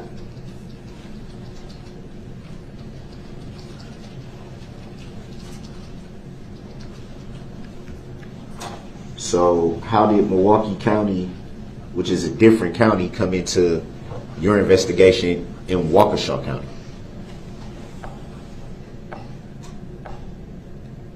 You may answer. With the understanding there are some limited pretrial rulings that still are in play. Go ahead. During the normal... I'm sorry for interrupting. I started off by saying in regards to Exhibit 88 and 89. That's how I started the question, just for the record. I know. I'm reminding the witness of the pretrial rulings. Okay. During the normal course of an investigation, we do background on a person to see if they have any open cases or any information that would be helpful. There is a computer system that displays what cases or charges are open for a person, and it is relevant because if you are charged in one county and you violate conditions of bail, you can also be charged in another county for those violations. And in reference to having charges in one county and potentially being charged in another county, in reference to that,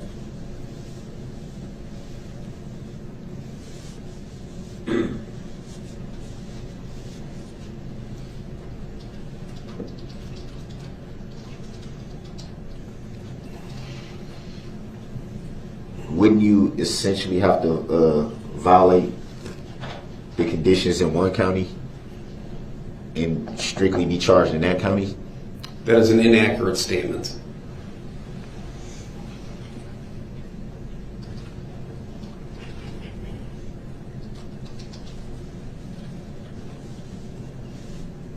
You being in law enforcement for a very long time, it would be fair to say that you're familiar with the term double jeopardy, right? I have heard the term before. And what is your understanding of what that term means? Objection, irrelevant, Grounds. beyond the scope of the witness's knowledge, legal conclusion. Sustained for all those reasons. So when did you become the lead investigator in this matter? That was about 8:30 p.m. on November 21st, 2021. So same night? Correct. And whom were you made lead investigator by? The command staff or Lieutenant Jerry Habanik. Do you recall why you were tapped to be the lead investigator? Because I was the most qualified person and had the most experience to take care of it. That's what I've been told.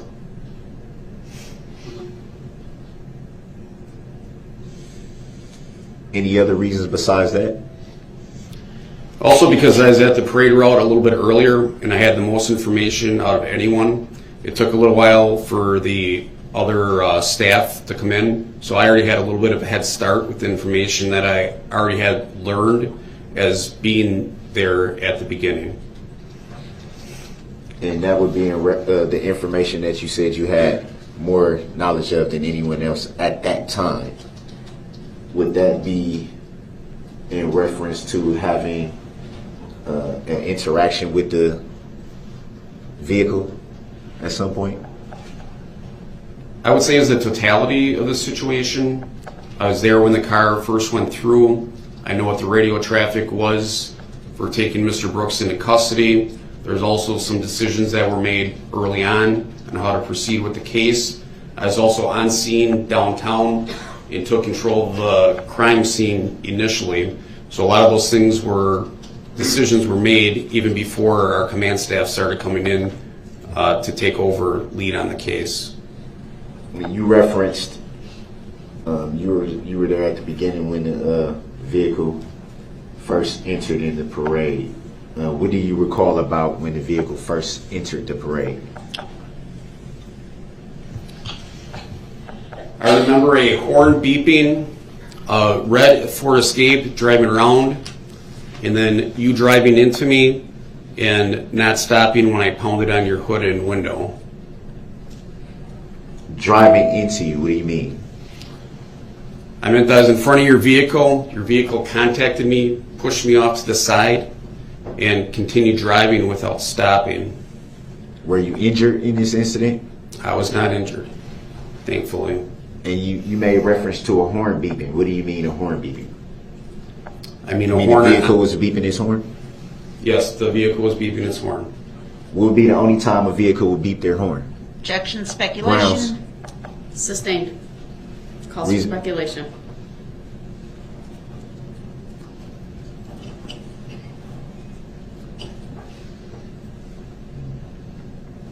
Do you know why the vehicle was beeping their horn? Same objection, Your Honor. Do you know why you would beep He your asked, horn? do you know why? So he can answer that question. Could you repeat the question, please? Do you know why the vehicle was beeping its horn?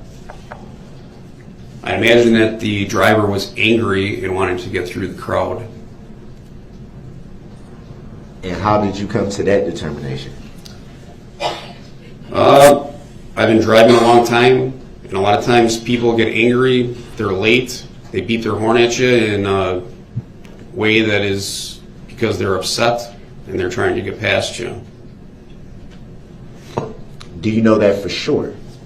You asked me my opinion. Yes, I did ask your opinion. Now I'm asking you, do you know for sure if the driver of the vehicle you observed was in fact angry?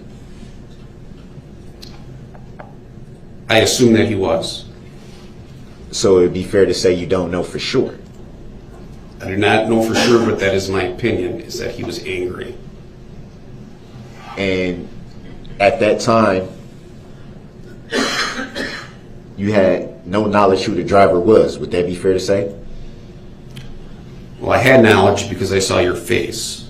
I did not know your name Did you at that know time. who the driver was? No, meaning had you had any prior interactions with them before this incident? That's what I mean by no. Have you had any conversations with him, talked to him? Hold saw on. him? Compound question. Ask one. I was just giving clarification of no. You What I need to, meant by it's no. a compound question. Please rephrase. Before you observed this vehicle, as you say, this driver as you say, did you know them? I have no memory of meeting Mr. Brooks before that afternoon. So it'd be fair to say that you're assuming something that you don't know. Would that be fair to say? Objection, compound, vague, and argumentative. Sustained. Grounds. Sustained is to the form of the question. How would you know how someone's feeling if you don't know who they are? Your Honor, he opened the door to this. It's asked and answered. The witness has given his opinion. It's clear. Grounds. I object. Improper question. Grounds. I will allow the witness to answer why he came to that conclusion. Go ahead.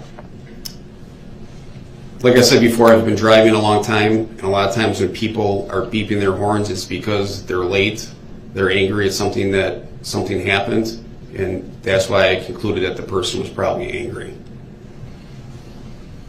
So would it be fair to say that another reason why a vehicle would beep its horn would be to alert people to the presence? Objection. Grounds. Irrelevant speculation. Grounds. I'll allow it. Based upon his training and experience, he may answer. It's a possibility.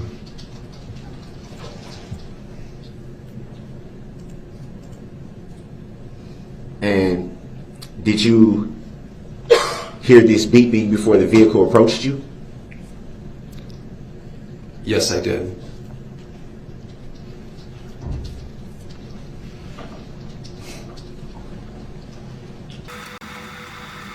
You made reference to,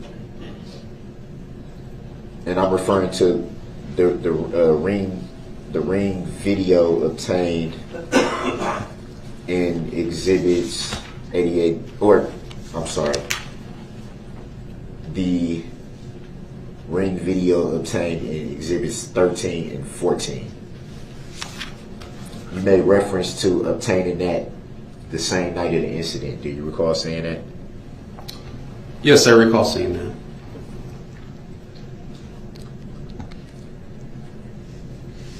And it would be fair to say that you yourself have been present for all testimony. Would that be fair to say? That is not correct. How so?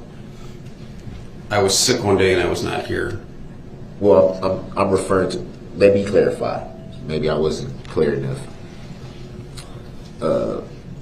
Pertaining to all testimony since trial began, you've been present for all testimony. Would that be fair to say? I believe I've seen most of it. Do you recall testimony of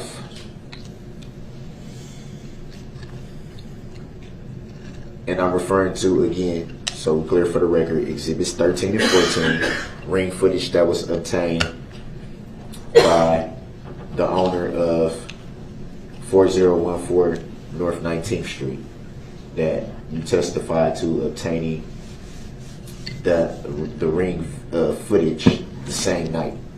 Were you aware that, well, let me back up just a little bit. How were you able to obtain that ring footage? There was officers that went to Freighter Hospital where Dawn Woods, Mr. Brooks' mother, was working. They spoke to her, and she's the one that alerted to them that she had ring video at the house and offered to remotely download that video for them. And were you there yourself? I was not there myself.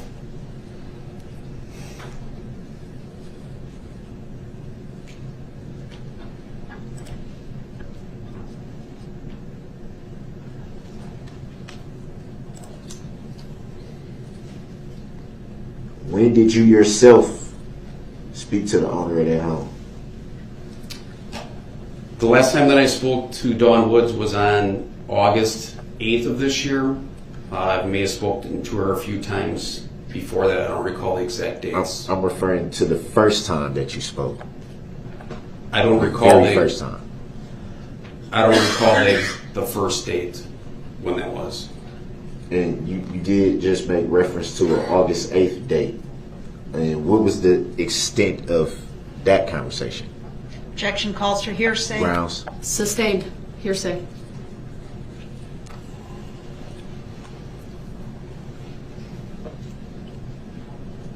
The August 8th date that you referred to, was that in any way follow-up? Was that follow-up investigation? Follow-up to what? Well, you stated that you had spoken previously before the August 8th date. So the question is, was the August 8th date follow-up to the investigation that you were already actively lead of? I mean, everything is related to this investigation. The investigation continues every day. It's not end. It will not end until this trial is over.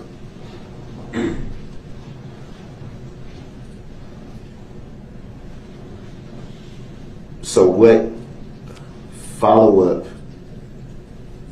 was needed at the time of the August 8th interview? I'm guessing that's what you would call it. I don't know. I'm not sure. Objection still calls for hearsay, Your Honor. Sustained. Why did you need to talk to Ms. Woods multiple times? Because every time we spoke to her, we got different information, and at that time we were following up with your niece and nephew of what their testimony would be in this case.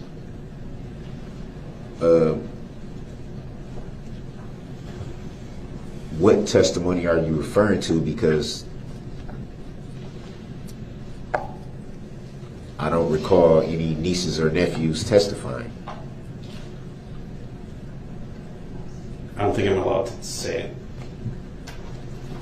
I think this line of questioning is irrelevant, Your Honor.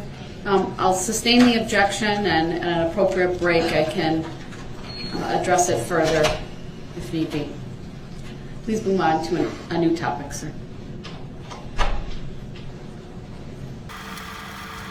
You made reference to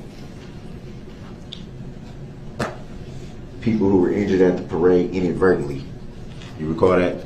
Yes, I do. To your knowledge, were any of those charged?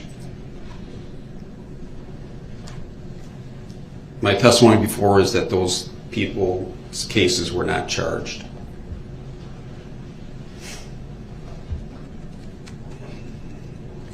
And were they seen as victims? Going to object to the form of that question. I think it calls for a legal conclusion, Your Honor. It does not. I asked to his knowledge. I'll sustain the objection as to the form of the question, if you could please rephrase. I'm gonna go a different route.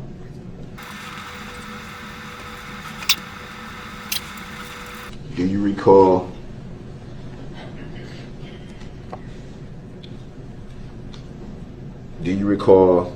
serving a warrant to the Waukesha County Jail on July 1st of 2022? Yes, I do. Do you recall what that was for? Yes, I do. And what was that for? Can you state for the record and for the jury? It was for Mr. Brooks's jail cell. And why did you serve a warrant for a jail cell? Your Honor, I object pursuant to legal rulings previously issued in this case. I don't think this is relevant. I'll sustain the objection. It's not relevant. I'll certainly take it up at a later point if need be.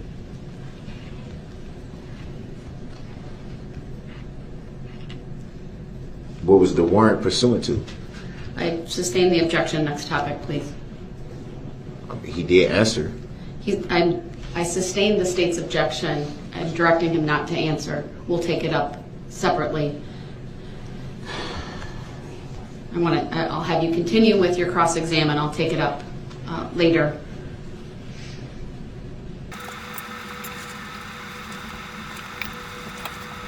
You made reference to this vehicle driving into you, but stated you were not injured. Did you file a claim in this matter? No, I did not. Do you consider yourself an injured party in this matter? No, I do not. Do you yourself know if anyone filed a claim in this matter? Can you be more specific? Do you yourself know if anyone filed a claim in this matter? Just in general? Whatever your interpretation of that will be. I would say yes.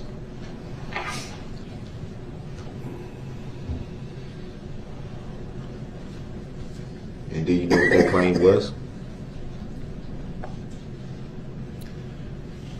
I would imagine that there was a lot of injuries from the people. A lot of people had very extensive medical bills.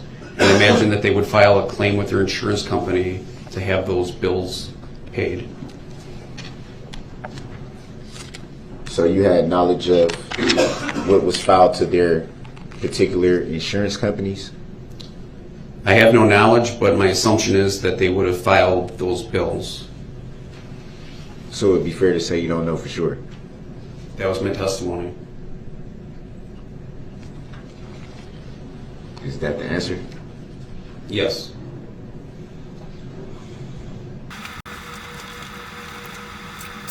As lead investigator for this matter, are you,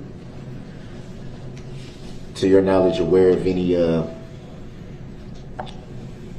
GoFundMe type of things? Objection relevant? I'm sorry. Do you mean as it relates to? As it relates to the incident. Overruled, the witness may answer.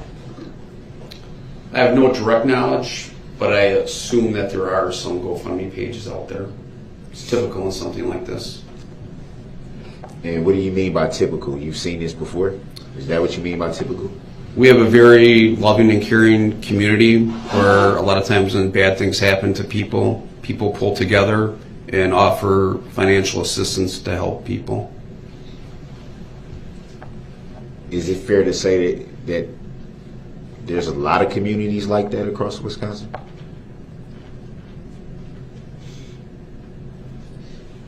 Yes, I think there are.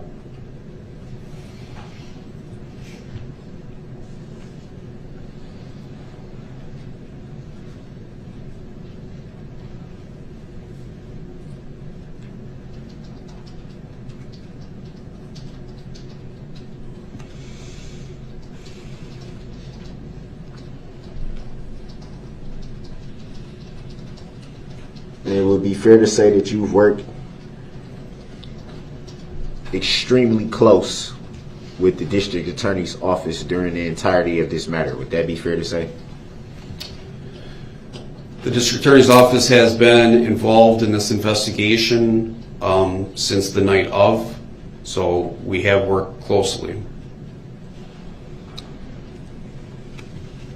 So would it be fair to say extremely close, seeing as how you've been present for the whole trial pretty much? Can you define extremely for me? I would like you to define it. Extremely. I'll answer yes if that helps.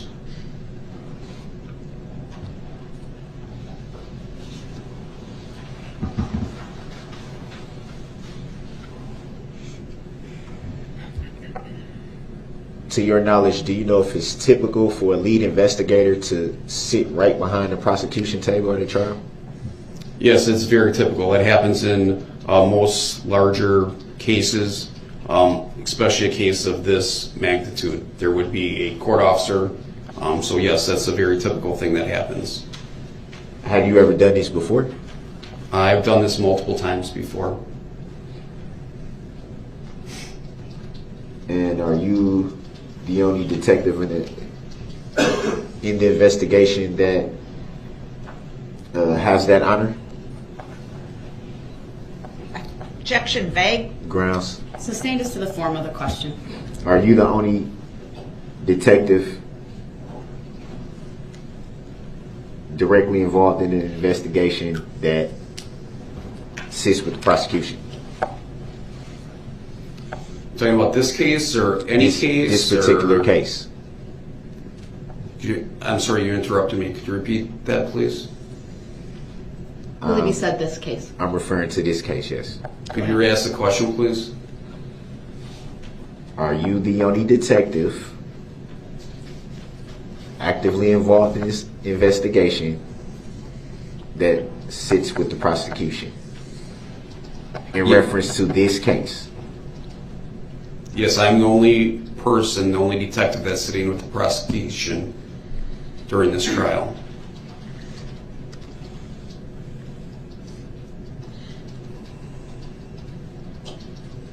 So would you explain who the other officer is in the blue suit over there? Objection to the relevance, Your Honor. Grounds. Sustained. I just want to know his role. Sustained. Next Reason question, for the please. sustain. Not relevant. He's been in the courtroom the whole trial. How is it not relevant?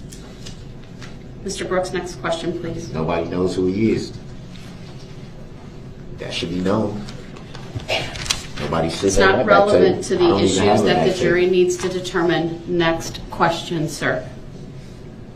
Is it asking or telling?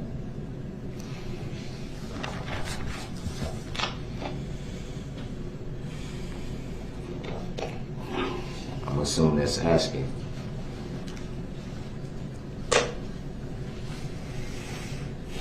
You know what the other one would entail. Do you have a question, sir? Yeah, I do. I would like to get to it. Thank you. Please do so. Thank you. I will. So seeing as how you sat with the prosecution for the entirety of this matter, it would be fair to assume that you know who the plaintiff is in this matter. Yes, I do. And who would the plaintiff be in this matter? The state of Wisconsin. Is that an entity or a living human being? It's an entity. How can an entity file a claim? Objection. Grounds. Legal conclusion. Grounds. Sustained. You are aware that only a living, breathing human being can actually file a claim. An entity cannot walk into anywhere and file a claim if it's not even a real person. Objection. You Move are to aware of strike. that, right? Go ahead, Attorney Apper. Move to strike the statements by Mr. Brooks. Also object to the question that was asked at the end as irrelevant, argumentative, and calling for a legal conclusion. Objection is not calling for a legal conclusion in any way. The court sustains the objection. The request to strike the statements made by Mr. Brooks are granted, or the request is granted. The jury will disregard the statement and the question asked for all of the reasons indicated by the stated also is a misstatement of the law. No, I definitely object to that, Your Honor. Your objection is noted. I'm going to have the jury stand for a second. They've been sitting for quite some time, and then you can formulate your next question. I'll take exception to that ruling. And would like a legal finding of fact. Your objection is noted. It's overruled. And that's a judicial determination.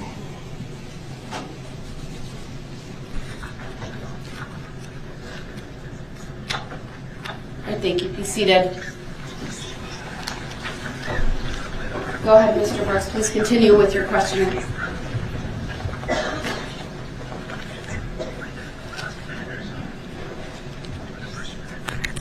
Have you ever had any interactions with this entity, state of Wisconsin? Mr. Brooks, under 906.11, I'm not going to allow the witness to answer. It's vague. There was no objection. Under 906.11, I shall exercise reasonable control over the mode and order of interrogating witnesses. Please, next topic. These questions we addressed during the initial cross-examination of this witness. They're going to keep coming up. And I determined at that time that they weren't relevant. So next topic, They're please. going to keep coming up. Under 906.11, sir, please move on to a new topic. They're going to keep coming up. For the cross-examination, I will end. Do you see the state of Wisconsin present in the courtroom today? Objection, argumentative, Grounds. irrelevant. Sustained. Final warning, sir. Next topic or the cross-examination, I will bring it to an end. You don't got to keep doing that, Your Honor. You don't got to keep doing that. It's my responsibility, sir, over this trial. I'm informed. And Thank you. And I Next respect topic. that. But it's relevant for the jury to know the truth. They deserve to know the truth. Move to strike, Your Honor. Granted, the jury will disregard those last statements. They're Objection not to that. relevant. Mr. Brooks is not testifying. They misstate the law. I object to that. That's not lawful law. It's Noted. truthful. All right, under 906.11, I am now stopping the cross-examination. Any redirect by the state? Objection to that. And I would like Noted. a legal finding of fact. Attorney Opper, any redirect? Yes, just very briefly, Your Honor, I would like to display for the witness only Exhibit 178. Objection. I haven't seen the exhibit yet, so I'll take that under I'm advisement. objecting still because You may show it to the witness. there needs to be an answer to why the jury's not being told information that they deserve to know. Go ahead, Attorney Opper.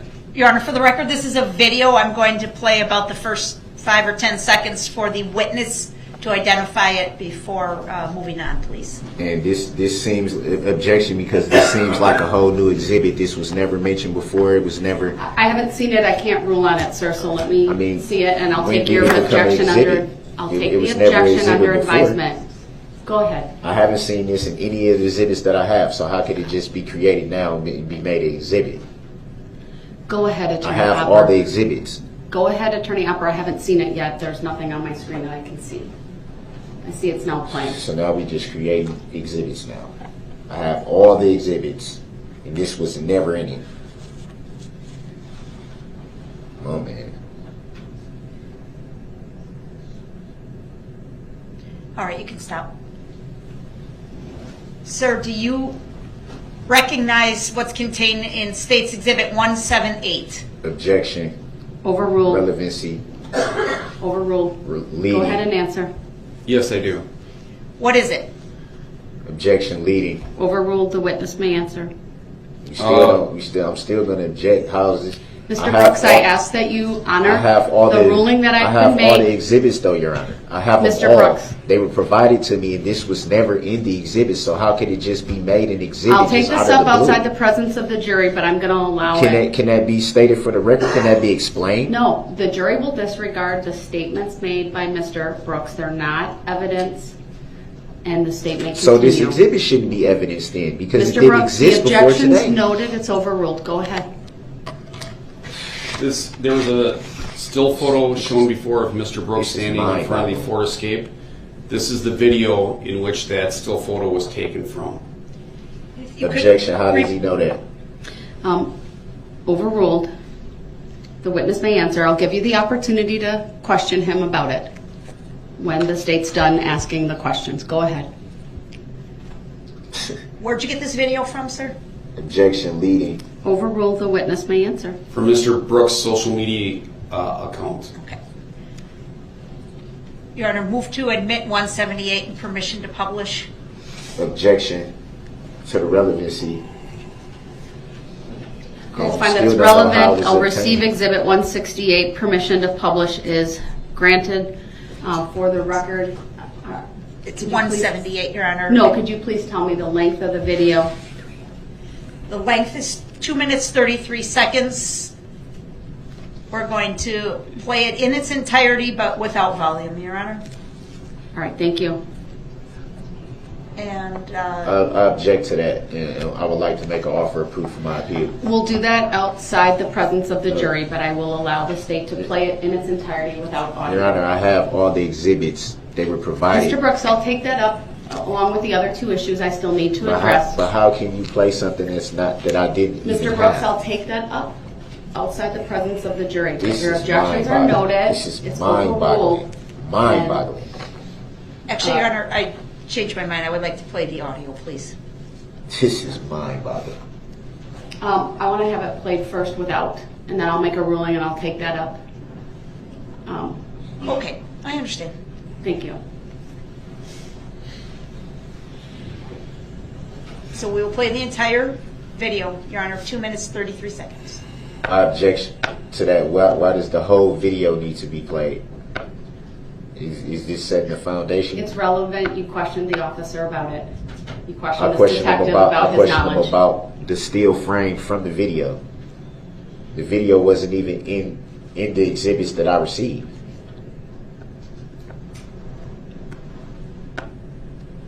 I actually didn't even receive them. They Mr. were Brooks, please obtained. stop. The jury will disregard his statements. He's not testifying. The video's playing.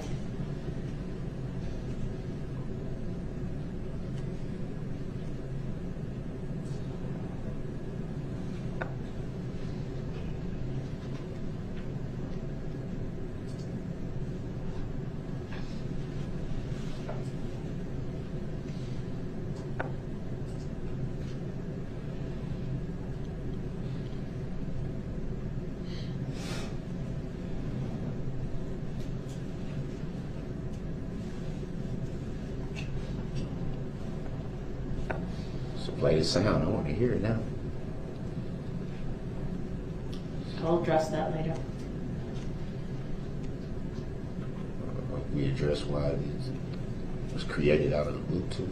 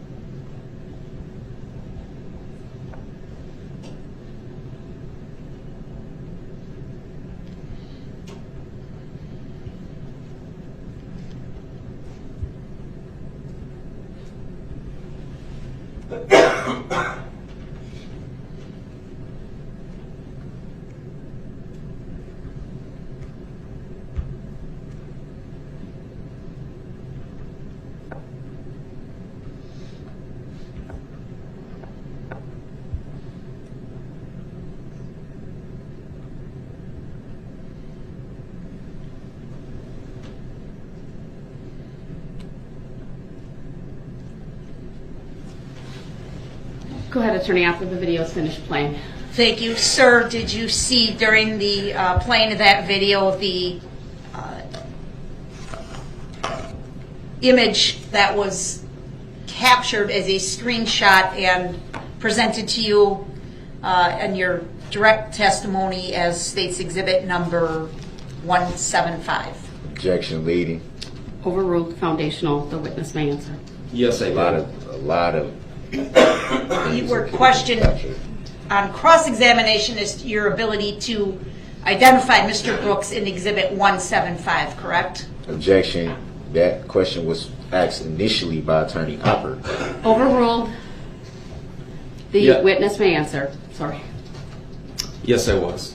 As you just watched the entire video again now in court, as states Exhibit 178, did you clearly see Mr. Brooks in that video, sir? Objection, leading. Overruled. The witness may answer. I believe there's no doubt that that's Mr. Brooks in the video and later standing next to the Ford Escape. Thank you. I don't have any other questions, Your Honor. As to this particular piece of evidence only, Mr. Brooks, you may ask questions of Detective Casey. Objection, I don't consent to being called that name. What is your name? Brooks. First name? Noted. Do you have any questions for the witness? This, when did this video, when was this made a exhibit? Because I don't have it. Objection. That's not a question for the witness, Your Honor. That was a question. Sustained. When was this As to the video form made of an the exhibit? question, When was this video made an exhibit? That is a question. I object to the question directed at the witness, Your Honor. It's beyond the scope of his knowledge. sustained. Well, he said he saw it. But that's not the question asked. So you can rephrase your question if you want to. When did you see this exhibit? When did you see it? With the understanding that you're asking when did he see the video, I will When allow did the you see question this to be exhibit? asked. With that understanding, you may answer, Detective Casey. Am I answering when I saw the video for the first time? Yes. Objection, Your Honor. Why is something always funny at that table? I- It would be the same thing. I take that as disrespect because they were allowed to say something, and I said under my breath that was disrespect. I They would just direct did the both same parties thing. to avoid commentary. Okay, well, can and you do that, gestures please, and and faces. acknowledge them? Yes, Because I I'm will. always the one getting Absolutely. admonished. Everyone. I take that as disrespect too. Sir, can I do my job? State's directed to avoid laughing, commentary. I didn't see it, so I can't further comment. I was looking at All these the cameras witness. in here, don't nobody However, dare see nothing.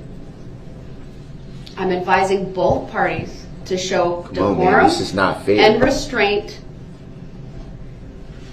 to be I'm with- respectful of this jury's time and attention, and to let them do their job by focusing on the testimony and exhibits and evidence that's presented. Go ahead, Detective Casey. You can answer the question about when you have seen this video prior to today. I saw the video within a few days of Mr. Brooks being arrested. I've reviewed it since then a few times. I reviewed it yesterday and again this morning, and now in court again. You said you reviewed it yesterday and this morning.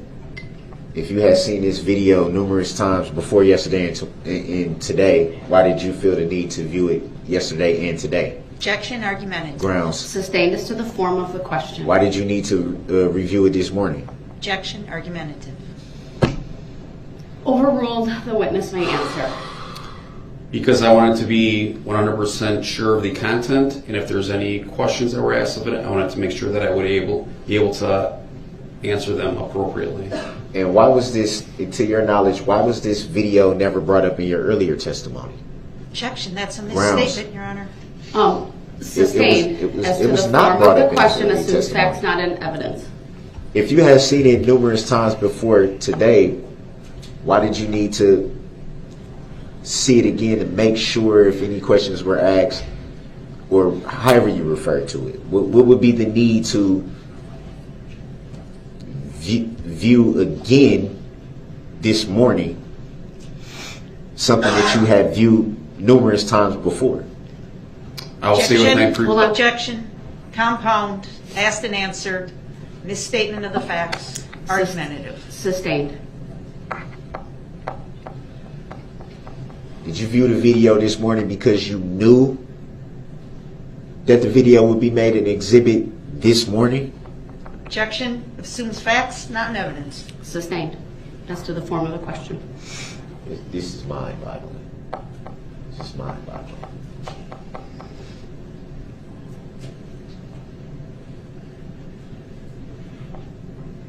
Can you clarify again why you viewed the video this morning? Objection asked and answered. Sustained. So you're going to sustain everything? It was already answered, sir. Next question, please. And I'm asking for clarification. Next question, please. I don't got no more questions, man. All right. Thank you. This is mind-boggling. Detective, you may step down. I'll excuse the jury. What you people is trying to do is not fair. Hide things from the jury repeatedly. You don't tell them all the information Mr. they Brooks, need I'm to going know. to take up all of your objections outside the presence of the jury. I ask that you honor my decision to do that and you show courtesy and decorum. Because you asked. Mr. Brooks, please. Because you asked. That's the only reason. Because you asked. I see what you people are trying to do. It's not right. It's not fair and it's not right.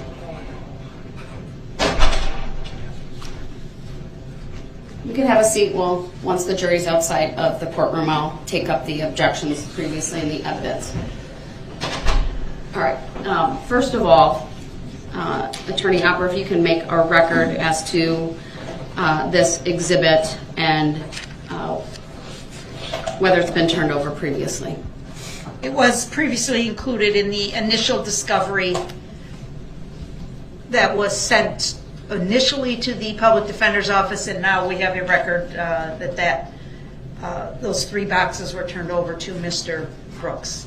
Objection. I don't consent to being called that name. My name is Darrell Brooks Jr. And it was not in the video footage that I have obtained. That video was not part of it. Do you think I would sit here and be this irritated? Mr. Brooks, I need to make a record. So just please sit down. There's no need for you to stand at the moment. I feel like standing right now. Please sit down. I feel like standing. All right, based upon the offer of proof provided by the state, and it was provided to prior counsel, that satisfies me as to that issue. That's I indicated I would. Inaccurate, Your Honor. Can we have the prior counsel testify to that then? Not at this time, sir. I have not obtained that. Right now, that was my first time seeing that as an exhibit. Mr. Brooks, I presume, and you can correct me if I'm wrong, but you're familiar with that video. Yes or no? What does that have to do with what we're talking about? Because I'm going to make a finding based upon what I viewed in that video, that there is absolutely no surprise to you. It appears to me, even without that, that's a music video, that you are in it, that the vehicle that has been the subject of this entire case, that red Ford Escape with the plate that's been testified to, is in that video. That video is relevant for a number of different reasons, the first of which it goes to identification of you, identification of the vehicle. You opened up the door through your cross-exam of Detective Casey about his ability to identify you in that video. And when I say identification of you, specifically as it relates to Detective Casey's opinion that that's you in the video, of course it's ultimately up to the jury to determine that and what relevance, if any, that evidence have, but you opened up the door for the state to show that video because you directly attacked the credibility of Detective Casey through his knowledge of it and the identification by him of you in it. Because the still image was of your back. Okay. So that opened up the door, and it's proper. There's absolutely no surprise to you that that video exists, and that is my finding as it relates to that. What do you mean by it's no surprise to me that it exists? That was not the issue. The issue was how was it made an exhibit at the last moment? How does it be made an exhibit out of the blue?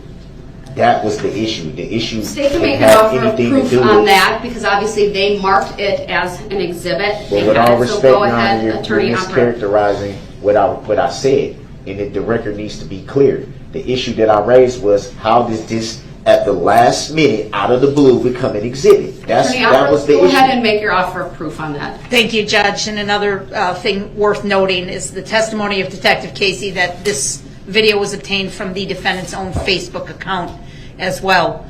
The court is well aware. He said social media. There's nothing that. He didn't say what it was. Sir, stop interrupting. We have to make a record of it. You've interrupted multiple times. I've been abundantly patient with you. Again, another interruption. So you need to be quiet and let the state make a record. Stop gesturing at me. Stop rolling your eyes at me. Stop mumbling. I'm looking right at you. I'm not rolling my eyes. No, you have throughout. I've seen it and I've made note of it. I'm looking at you. Okay, so are you asking me to be quiet or are you telling me to be quiet? Go ahead, Attorney Opper. Thank you, Your Honor. I'm gonna take that and as just asking. to indicate, Your Honor, this court has been abundantly patient with Mr. Brooks. He challenges the court's authority repeatedly. This court absolutely has the ability to tell him, sit down and be quiet. And you haven't done that. And I know why you haven't done that, Your Honor, and we appreciate that. He is not in control of this courtroom. You are. And he needs to respect that. This video was relevant based on his questioning of Detective Casey, as you just indicated, challenging his ability to identify the person who had their back turned to the camera in the still shot of State's Exhibit 175. Trials are fluid. When he opened the door to that, we came up with the video which Detective Casey testified repeatedly on direct examination and cross-examination as to how he knew that was Mr. Brooks because he had seen the rest of the video. He would not accept that. He pushed it and pushed it and pushed it until we played the video.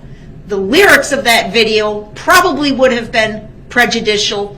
Originally, I wasn't going to ask for volume. Then I did because he pushed it again, and his voice and his mannerism of speech, I thought, would have assisted the jury in identifying Mr. Brooks as the person in the video with the red SUV.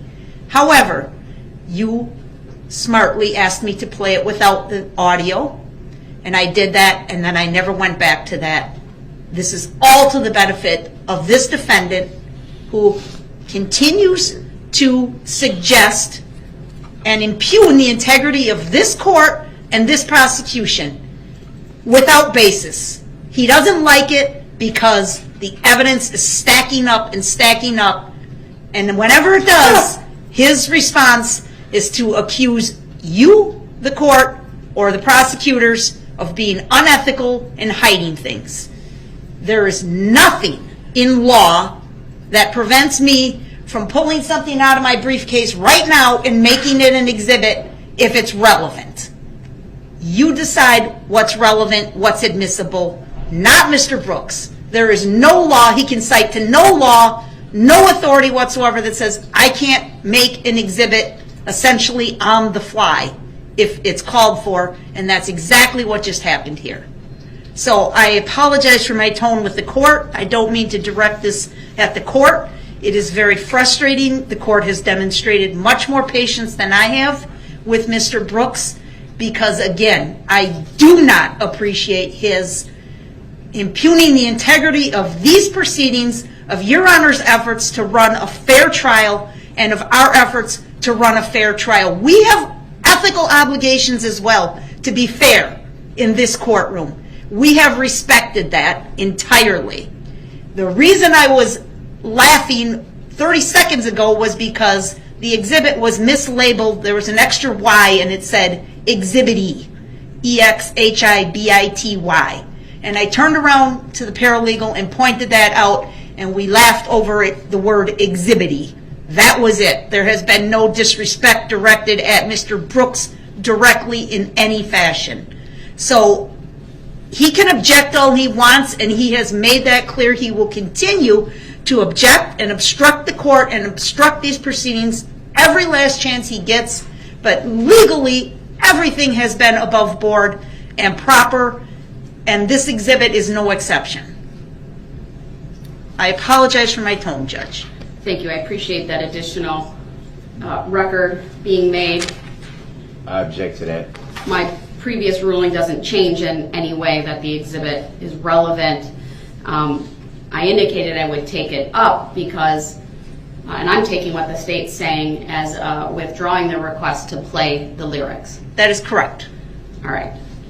I have not heard them, but I'll certainly take the state at its word as an officer of the court that it would be prejudicial based upon the lyrics that are in that video, but my decision to admit the video without audio stands.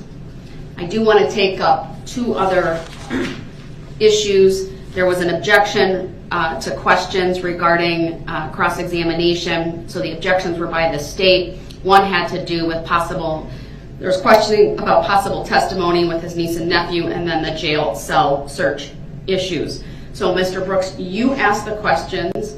The state had objected. Since you're the proponent of what would presumably come in through the testimony of Detective Casey, what is your offer of proof as to why I should allow Detective Casey to come back on the stand and testify about his interaction, I believe it was with your mom, and possible testimony of your niece and nephew?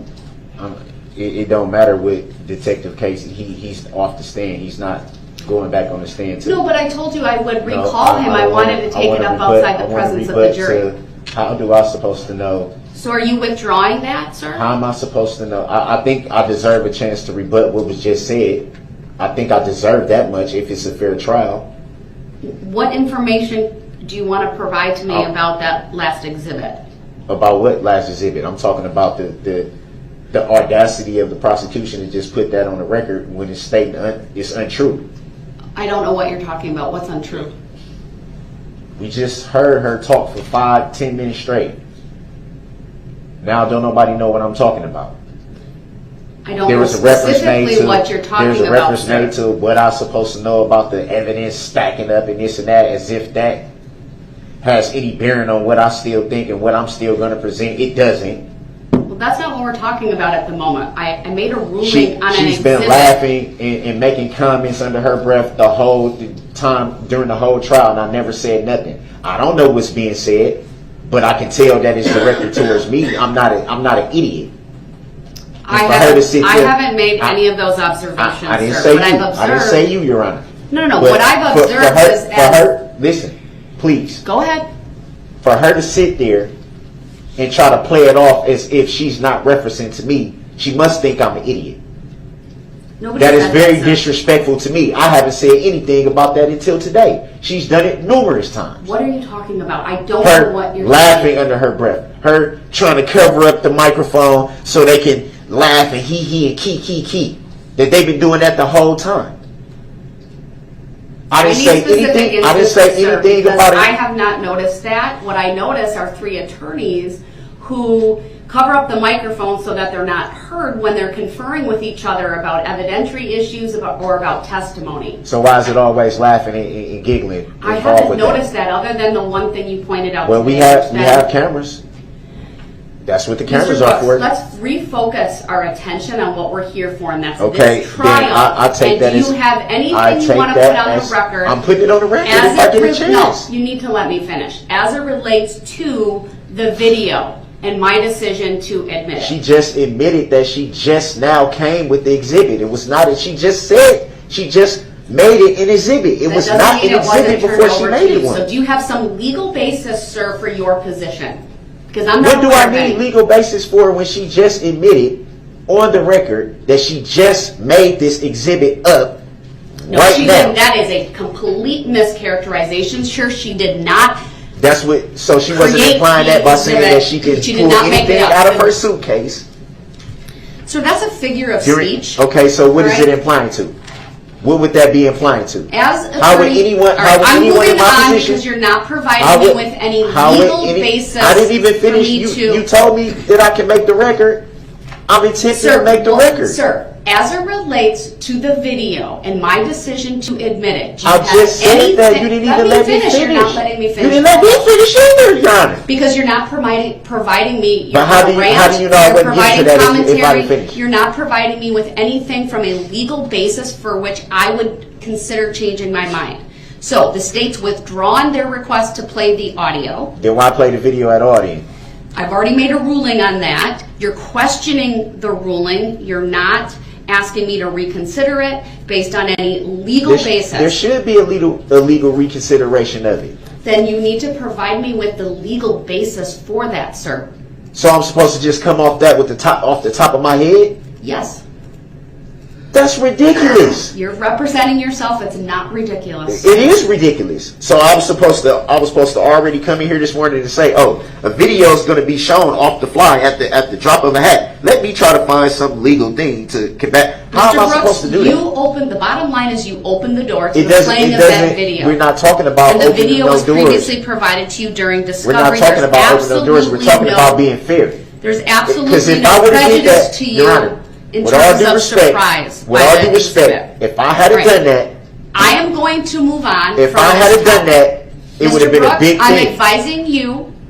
Are you asking me? I'm advising you, sir. Oh, okay. I'm advising you to sit down and be quiet. And if you interrupt me again, you are on notice that you will forfeit your right to be present in this trial. So you're holding me in contempt. Mr. Brooks. For the entire trial? Did you say the entire trial? I never said any such thing. You said for the trial. Please? So what do you mean? I'm asking, what do you mean? Mr. Brooks, you continue to come at me. I don't consent to being called that. You continue to fight with me. I'm not fighting with you. You are being disrespectful. I'm not fighting with you. I'm not. I'm going to give you one last opportunity to sit down and be quiet so I can make a finding as it relates to other things. Are you asking me to do that? I don't need to ask, I'm telling you. Thank you. There were two other issues that came up that I advised the parties I would take up outside the presence of the jury and give, if appropriate, Mr. Brooks the opportunity to ask further questions of Detective Casey. There was questioning by Mr. Brooks about possible testimony and why it had to do with it was in the context of him questioning Detective Casey about speaking with Dawn Woods, his mother, and about a time in August, and there was some reference to his niece and nephew. And I sustained the objection. I wanted to take it up outside the presence of the jury. That's the first issue. The second issue was the questioning of Detective Casey by Mr. Brooks related to the jail search. Do you want the opportunity to question Detective Casey about either one of these two topics is my first question. Okay, why was it an issue with me bringing it? Mr. Brooks, I'm only going to ask you one more time, and if you don't answer if I don't understand what was the problem in the get-go with the question, how am I supposed to answer it now? Mr. Brooks, listen to me, please. I'm going to ask this question one more time. Man, it calls for a yes or no. I don't like your tone and the way you're talking to me. I don't. I don't appreciate it. Sit down. I don't care if you don't like my tone, but you've been pushing my buttons all day throughout this entire trial, and I have shown the utmost of respect for you, and I don't appreciate you impugning the integrity of this court. If that's what you want to call it, that's fine, but it's not accurate. Stop talking. What you mean, stop talking? I need to make a ruling. Okay, I'm purposely not putting you in the other courtroom right now. Let's talk to each other like adults then. Because I've never told you to stop talking. I'm going to ask this question one more time, and if he doesn't answer it, I'll take it as a no. Do you want the opportunity to question Detective Casey regarding either his questioning or meeting up with your mom and your niece and nephew about possible testimony, or the search of your jail cell? Yes or no? What was the problem with me asking the question about the jail cell? He's not answered my question. We'll move on. I'm trying to understand. If I don't understand, how do I know what I'm supposed to answer if I don't understand? And I don't agree to a stop. The record in State v. Brooks appearances are as they were before. Yeah, let's do that. All right, let me do that again. We are back on the record. State v. Brooks appearances are as they were before. I don't consent to being called that name for the record. My name is Darrell Brooks Jr. Are there any issues related to exhibits or other things before I bring the jury back out for what I believe will be the state resting? No, Your Honor, I do believe that I did check with your clerk. Everything that we have offered and admitted matches what the court has, so I believe we are good on that. I have one question sure. about Exhibit 89, and I don't know if I missed in my notes. Okay. What do the parties' notes reflect on whether that was received? I showed that it was offered and admitted before it's published, or it wasn't published to the jury. But if not, we would move Exhibit 89 into evidence. And do you recall what Exhibit 89 is? It's a certified bail form. No. I'm asking. Oh. I'm asking Mr. Brooks. Oh, sorry. That was the second of the 2 bail bonds. Do you have a recollection of whether it was received? I don't. All right. Then what I was? know I objected to it. I know you objected when it was, I think, displayed for the witness who then testified about it. I'll receive it and also advise the jury. Were there any other exhibits? I have one other issue on evidence and exhibits as well, but are there going to be any other exhibits that we need to tidy up the record in front of the jury with? I don't believe so. I know at one point someone caught that we moved, it was either Exhibit 175 or 178 into evidence, and the court admitted either 165 or 168 on the record. So I don't know. So maybe just had a misspeak. Yeah. You have any recollection of that, sir? Recollection of what? Related to what the state just put on the record. Do you know what witness that was? That was Detective Case. Let me look at that.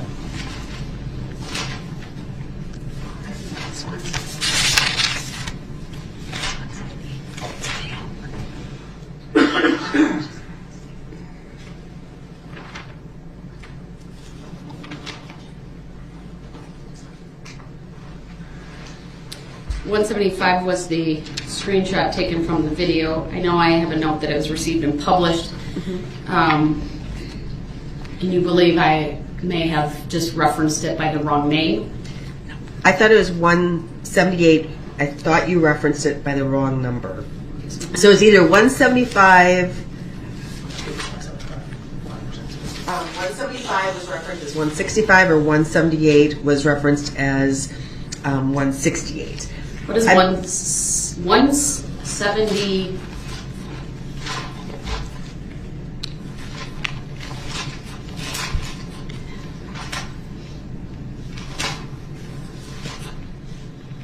I know that 175 is what I just said. Correct.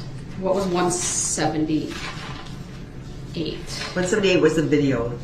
Oh, that was the most recent one. Okay.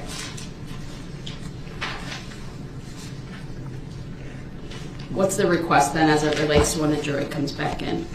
Your Honor, I just, there's 2 different ways to do this.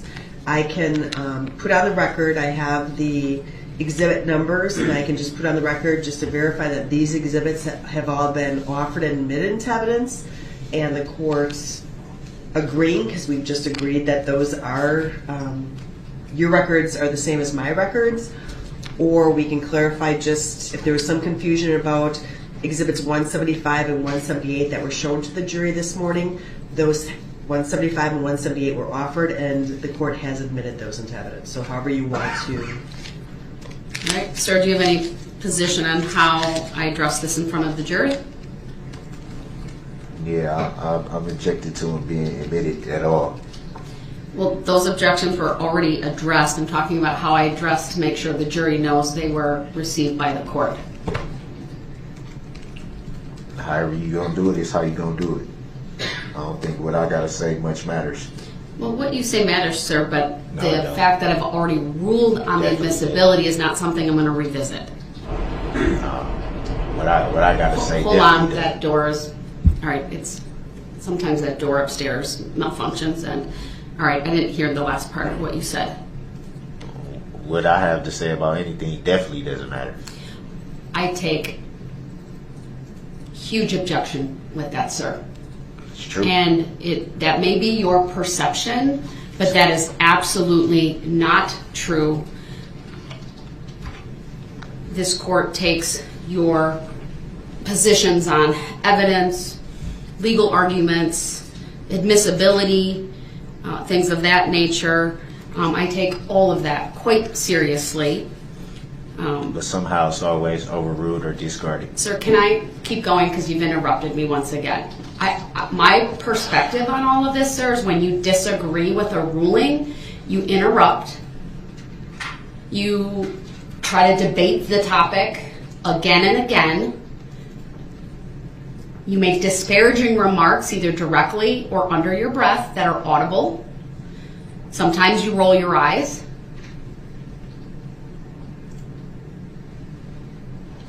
I mean, just previous to the break, you and I were talking over each other. I couldn't really get a word in edgewise. You wanted to debate topics that I've already made decisions on. I wanted to get clarification on whether you wanted to pursue any questioning, for example, with Detective Casey. I gave you multiple opportunities to answer questions directly. You chose not to do that. You directly challenged me about my authority in this courtroom. You refused to sit down repeatedly.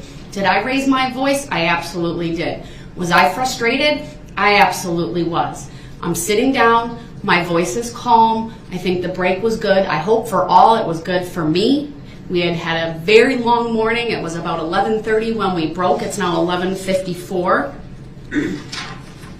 I didn't remove you to the other courtroom despite my repeated warnings because frankly I knew I was going to take a break. I just wanted to get through some issues outside the presence of the jury, which is the proper procedure for how to address objections if the record can't be done in a way that when a more full record needs to be made is how I'll put it. And I indicated during the cross-examination of Detective Casey, I would take your objections under advisement. I would address them outside the presence of the jury. You chose not to answer my questions, and so I moved on. Now, with respect to, I want to also address exhibits and the normal course of exhibits coming in a trial. Because I think there's some misunderstanding and certainly confusion on your part, sir, about the exhibit list that I asked the state to file near the beginning. And that was, frankly, to assist the court and my clerk in keeping track. Most trials, the normal course of action is as long as an exhibit has been provided to a party previously, or in some circumstances, if not, it's rebuttal, we're not quite there yet, that as long as it's been turned over in discovery, oftentimes parties will simply have exhibits marked as they're presented in the course of a trial. There's not a legal requirement unless a judge orders it that would prohibit a party from marking a document that's been already exchanged and having it offered as an exhibit. There was nothing improper about what the state did with Exhibit 178. And I want to make that record very, very clear. As Attorney Opper stated, trials are fluid. Things happen. Parties can open the door to what might be inadmissible evidence for a variety of reasons. For example, this court made a number of pretrial rulings related to other acts evidence.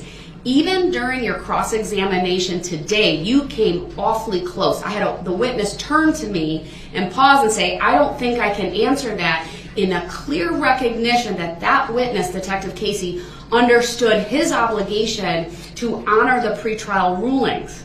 And we moved on from there.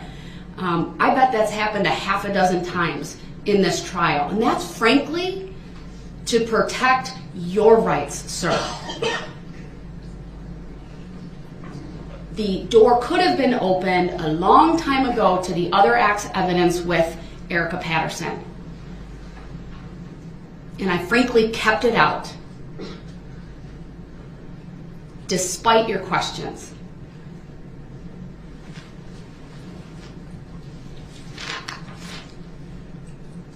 So, with that, I want to bring the jury back out.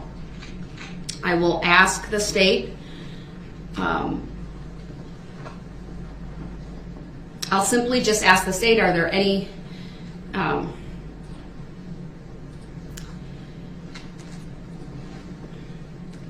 anything additional the state's offering by way of testimony or exhibits? You can then address the exhibit issue. Then I'll ask the state if the state has any additional witnesses, and the state can officially rest.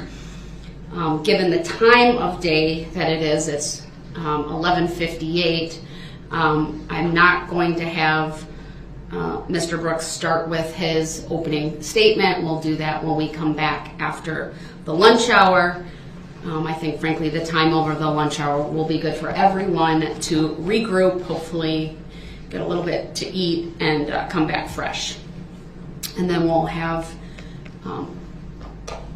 his opening statement and the start of testimony. Before I bring the jury out, there's one other thing I want to do, though. I just need a moment to pull something up from on my computer. So is that addressing subject matter jurisdiction that you're pulling up? No. When would that be proven for the record? Sir, please don't interrupt me. I need to focus on what I'm doing. I'm not interrupting you. I'm just asking a question. All right. I'm not going to be addressing that. So would it don't be interrupt me right now. I'm trying to do something on my computer. Would it be and I need to proven on the focus. record?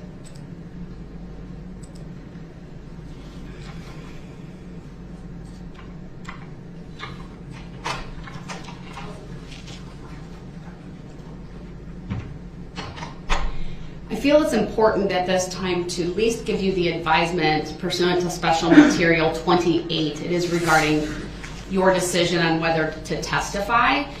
I'm not asking you to make that decision, but since we're on the verge of you starting your case and it may impact your opening statement, I wanted to go through the following. Sir, are you aware that you have a constitutional right to testify? I've been informed. Are you advised and informed that you also have a constitutional right not to testify? I'm not advised, I'm informed. Are you advised and informed that the decision whether to testify is for you to make? I don't understand the question. Are you advised and informed that the decision on whether you testify in this trial is for you and you alone to make? I'm informed. Not advised.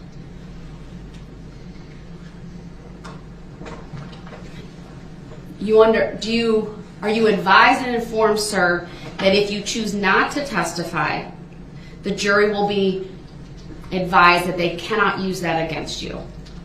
In other words, you have that right not to testify. I'm informed.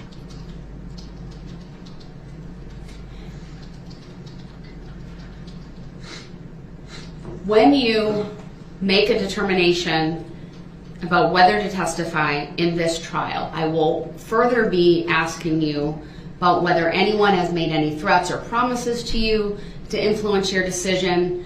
I may also briefly go over your educational background.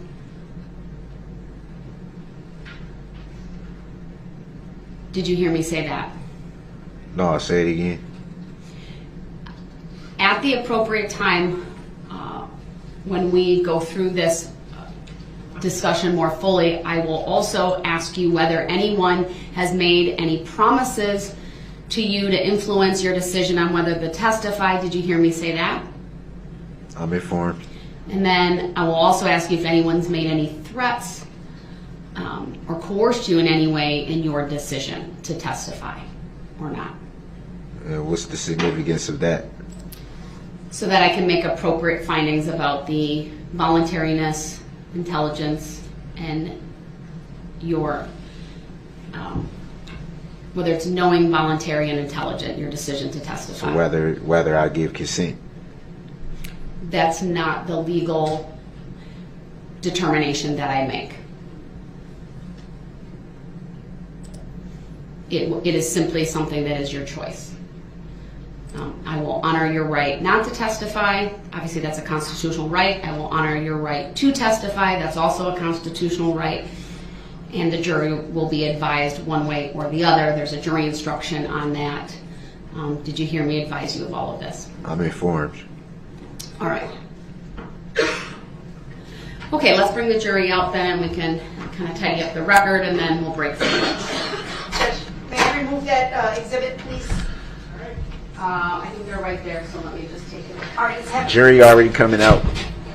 I'll just stick it. Okay, so go All ahead right, and sit for it the back jury. down. Thank you. Subject matter jurisdiction still hasn't been proven for the record, Your Honor.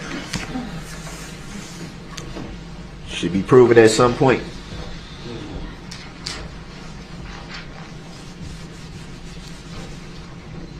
Remind me not to do that twice. Remind me not to do that twice. That hurt. Thank you, everyone. Please be seated.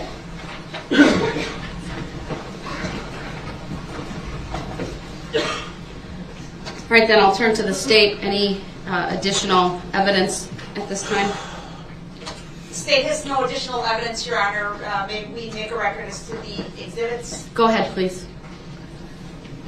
Your Honor, we believe that the court has admitted all exhibits that have been offered, with the exception of one prior ruling on Exhibit 6.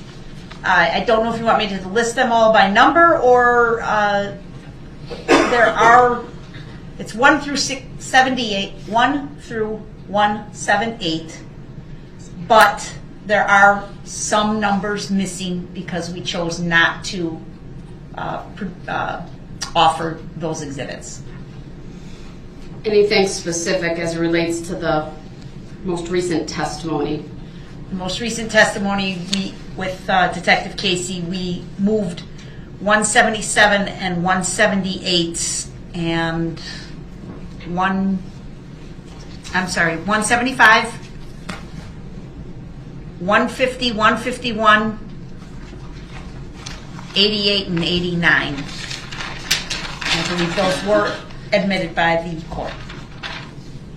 That's my recollection as well, but for the jury, exhibits 150, let me start over, exhibits 88, 89, 150, 151, 177, and 178. If I didn't receive them during the testimony, I'm receiving them now. And 175, which was the still photo. Thank you. Sorry, I had to scribble on my pad. And 175. And 13 and 14. Those are the outliers. I apologize. I believe those were received as well, but if I didn't Objection, I state think it, they was already received. I appreciate that. I just want to be thorough for the record. 13 and 14 were received as well. Do they have any additional witnesses to call at this time? No, Your Honor. At this time, the state rests. All right. Thank you. All right. Then at this time, we are going to break for the lunch hour. I am going to have everyone come back at 1:30. It's a little bit longer, at least that's what I want to do for the lunch hour today. So all rise for the jury. Thank you. Be seated. Mr. Brooks, anything from you at this time, given the state is now rested? What you mean? I'm asking you the question. Do you have any requests at this time now that the state has rested? What request pertaining to what exactly? I'll ask the question one more time. Do you have any requests to make at this time now that the state has rested? I don't understand what you mean by that. That's why I'm trying to get clarification. I'm not going to give you legal advice. I'm simply asking the question. Do you have any requests to make at this time now that the state has rested? I don't know what I'm supposed to say to that. I don't understand what would that be pertaining to? I can't give you don't legal know. advice, sir. I'm just asking the question to make a record. I'll ask you one more time. Do you have any requests to make now that the state is rested? I don't understand. All right, the other thing I want to do when the jury comes back out is you will recall I read instruction 101 at the very end of the preliminary jury instructions that just has to do with opening statements. I will read that with the caveat. It will just say that the defendant will now make his opening statement. The purpose of an opening statement is to give the parties an opportunity to tell you what they expect the evidence will show you so that you will better understand the evidence as it is introduced during the trial. I must caution you, however, that the opening statement is not evidence. So I'll read that. I think it's appropriate given that Mr. Brooks deferred his opening statement until the start of his case. With that, we will take our lunch break. It's 12:09. If you could be back here at 1:25 and be ready to go at 1:30 with your opening statement. I got a question. Go ahead. Do I get to present exhibits and stuff like that too and admit them into evidence? At what point are we talking about? Do you want to use exhibits that have been received during your opening? Is that what you're asking me? No, I'm saying if I got my own stuff that I want to offer into evidence, which is a question I asked previously. Do you believe the state has all of those documents that they might be able to assist with? Or are they new documents? I don't know what you mean by new documents. Are they documents from the discovery that you have? They documents of my filings and stuff like that. I'm sure they have copies of everything that I filed. I guess without knowing specifically what you're referring to, sir, I did give you the admonition previously that you are prohibited from discussing subject matter jurisdiction during your opening statement. It's not relevant. I'm not referring to the opening statement. I'm referring to things that I want to offer for evidence. Give me an example, please. I just did. I said I have filings that I want to offer into evidence. That's too general, sir. I need a specific example so I can answer the question. What are you referring to? My filings. Everything that I filed. Which filings, sir? Every one of them. Well, they have to be relevant, number one, to the proceedings. Okay, number two, I don't know specifically what you're referring to. You can't offer testimony of yours through an exhibit. That would be hearsay. So you'll have to testify if it's your statement that you're referring to. I'm not referring to I didn't say anything about testimony. I said I'm filings. being general based on what I've seen thus far. So are you talking about during your opening statement or during the course of the questioning of the witnesses that you're calling? Your Honor, with all respect, I just clearly said filings that I filed. Mr. Brooks, if I understood, I'd answer. I don't understand what you're asking me. You need to be specific. I filed a number of documents. I think that's on the record without that knowing I filed. what you're referring to, then my answer is no. But again, I guess I'll have to wait and see as to when you seek to admit them, whether there's any objection or not, and whether they comply with all of the rules of evidence and the rules of procedure. That's the best I can tell you at this point. I don't understand what you mean by that. They will only be relevant to obviously the matter. They would be relevant to anything else. I can't answer that anymore. We're going to take our lunch break. It's 12:12. We'll see everyone back here at 1:25. We are in recess. So I'm not allowed to offer anything in the evidence? For the record, I never said that. We are in recess. So I'm trying to understand.